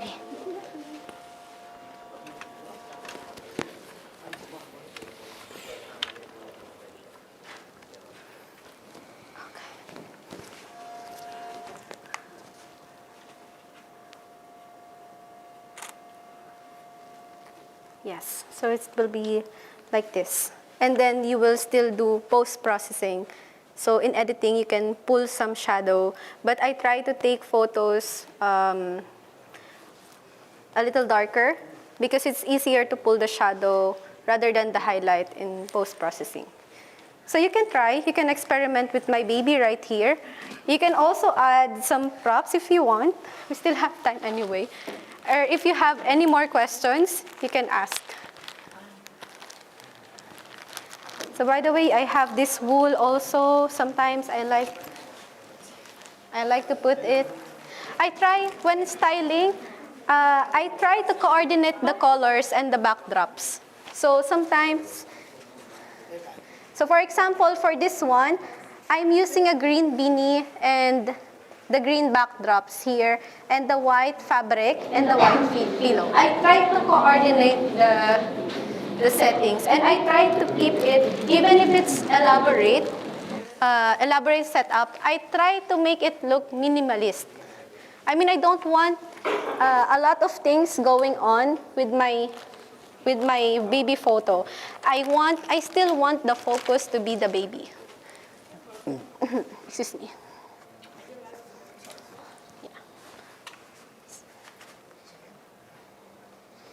If you're using Nikon, you can also borrow my flash if you want. You can try. It's What channel? Channel 23. 26. Yeah, Group C. This one asks about the prop. For example, our one. Yeah. It's custom made. No, I ordered it in Etsy. Most of the time, I ordered my props in Etsy. Let's see. Yeah. Even the one that is down, which is the round one. Which round one? The This one I just buy in home center. I think I forgot already, huh? No, the last one. The one which The is- pillow. The pillow, the one around. The pillow. I think I've in Amazon. This Yeah. one. And the small pillow, the white one. The small pillow, the white one. Etsy also. Most of the time I ordered from Etsy. You can see result. Huh? Yeah.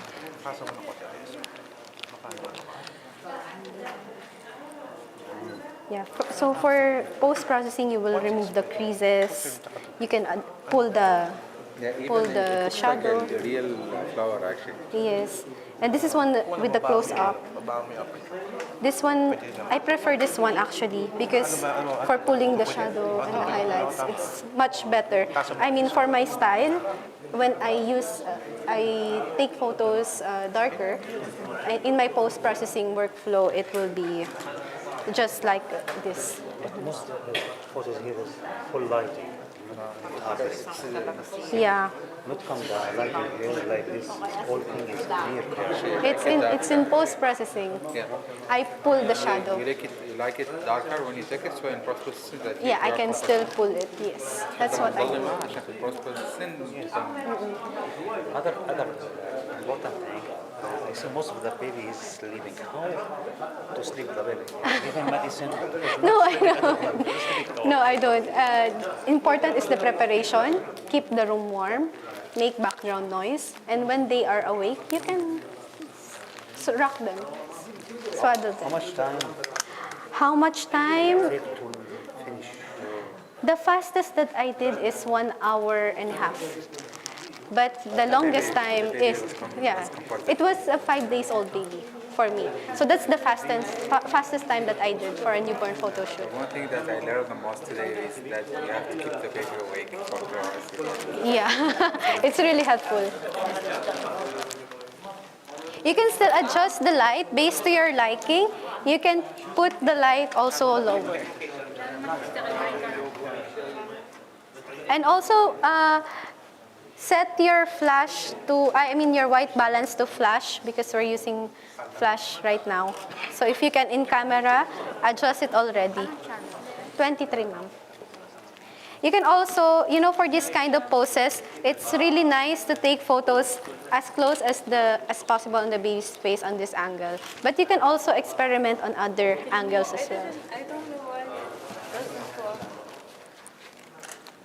doesn't Maybe because they're shooting also.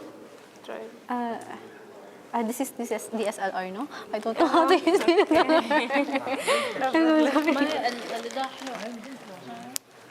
Do you have any more questions? Because I have. Because for my question, one of you will get a voucher. Where did you get this? This one. Most of my props I ordered in Etsy or Amazon. Okay. Yeah. Correct? Okay.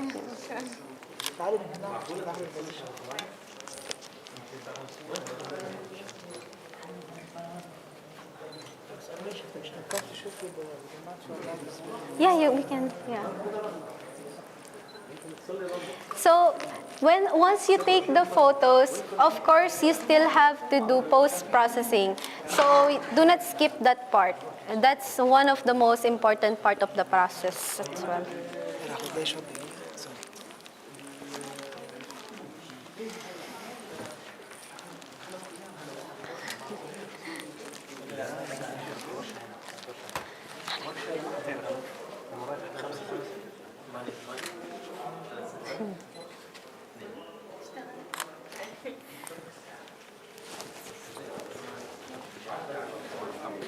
No, I'm gonna ask.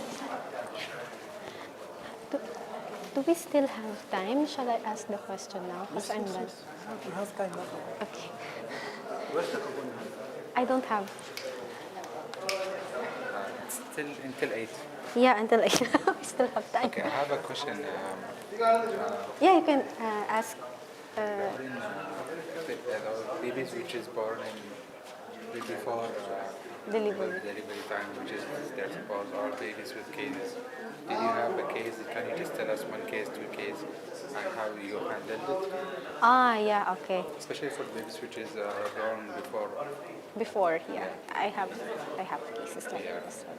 But maybe it's better if, let me answer that question in front of them so they would know as well. What's your good name again? Huh? What's My your name is Ala. Allah? Ala. Allah. Okay. So Allah have a question. So my question is that for the babies with special cases like they born early or they have special needs which is need to be taken care of, how do you handle those kind of cases? If you can just give us one example, two examples for it. Okay. So as I've mentioned, I did a session with the twins before, like they are pre-Emmys. So for those cases, they are born 36 weeks. So for twins, it's fine. You can like push the session up to 3rd week, so you'll get the baby a little bit bigger. And then, but not too much. It's like you're gonna count from the 40th week. So for example, they were born up to 36, they were born in 36 weeks. So you can do the session actually on that time frame from 37 to 40, but it's better to do it, it's better to do it on like the 41, 42. So it's like 6 weeks after their delivery. That's when I did the shoot for them. So they still look like newborn. Okay, so basically you just wait until they finish The 40 weeks, yes, the dates. Weeks, and then you just calculate the time which is after that. Like Yeah. you add 1 week or less than that. And also I asked the position of the babies inside. So one of them, if the baby is breech, you have a different approach. You cannot do like the froggy pose on them, but you can do the tummy pose, but it's modified as well. And I also have a case of a jaundice baby. So the mom had a GDM, so she also delivered earlier, but the baby is bigger. Even if he is born on 36 weeks, he's really big, like 2 weeks, 2 weeks already. But what I noticed about him is the skin coloration is different. It's yellowish, and of course I managed that with the post-processing. And I like actually how our session goes because he just sleeps a lot. Most of the time. So for me, that's the case that I've handled for now, which I put a different approach. But they didn't give me that much hard time. Yeah. How effective is this online course you're talking about? Like, because there are certain things which is very sensitive, we need to personally understand it, right? It's important you do the work, the online, because it's a good credential for you, and also you will learn about the safety. And they will discuss about the medical cases, what are the temperature, like hypothermia, hyperthermia, and a lot of cases that you will encounter on the session itself, and what you will do. It's more focused on the safety. But if you really want to really hands-on, you have to attend workshops. Yeah, or if you have a friend who delivered, or your wife, if she just recently delivered, try it. Yeah.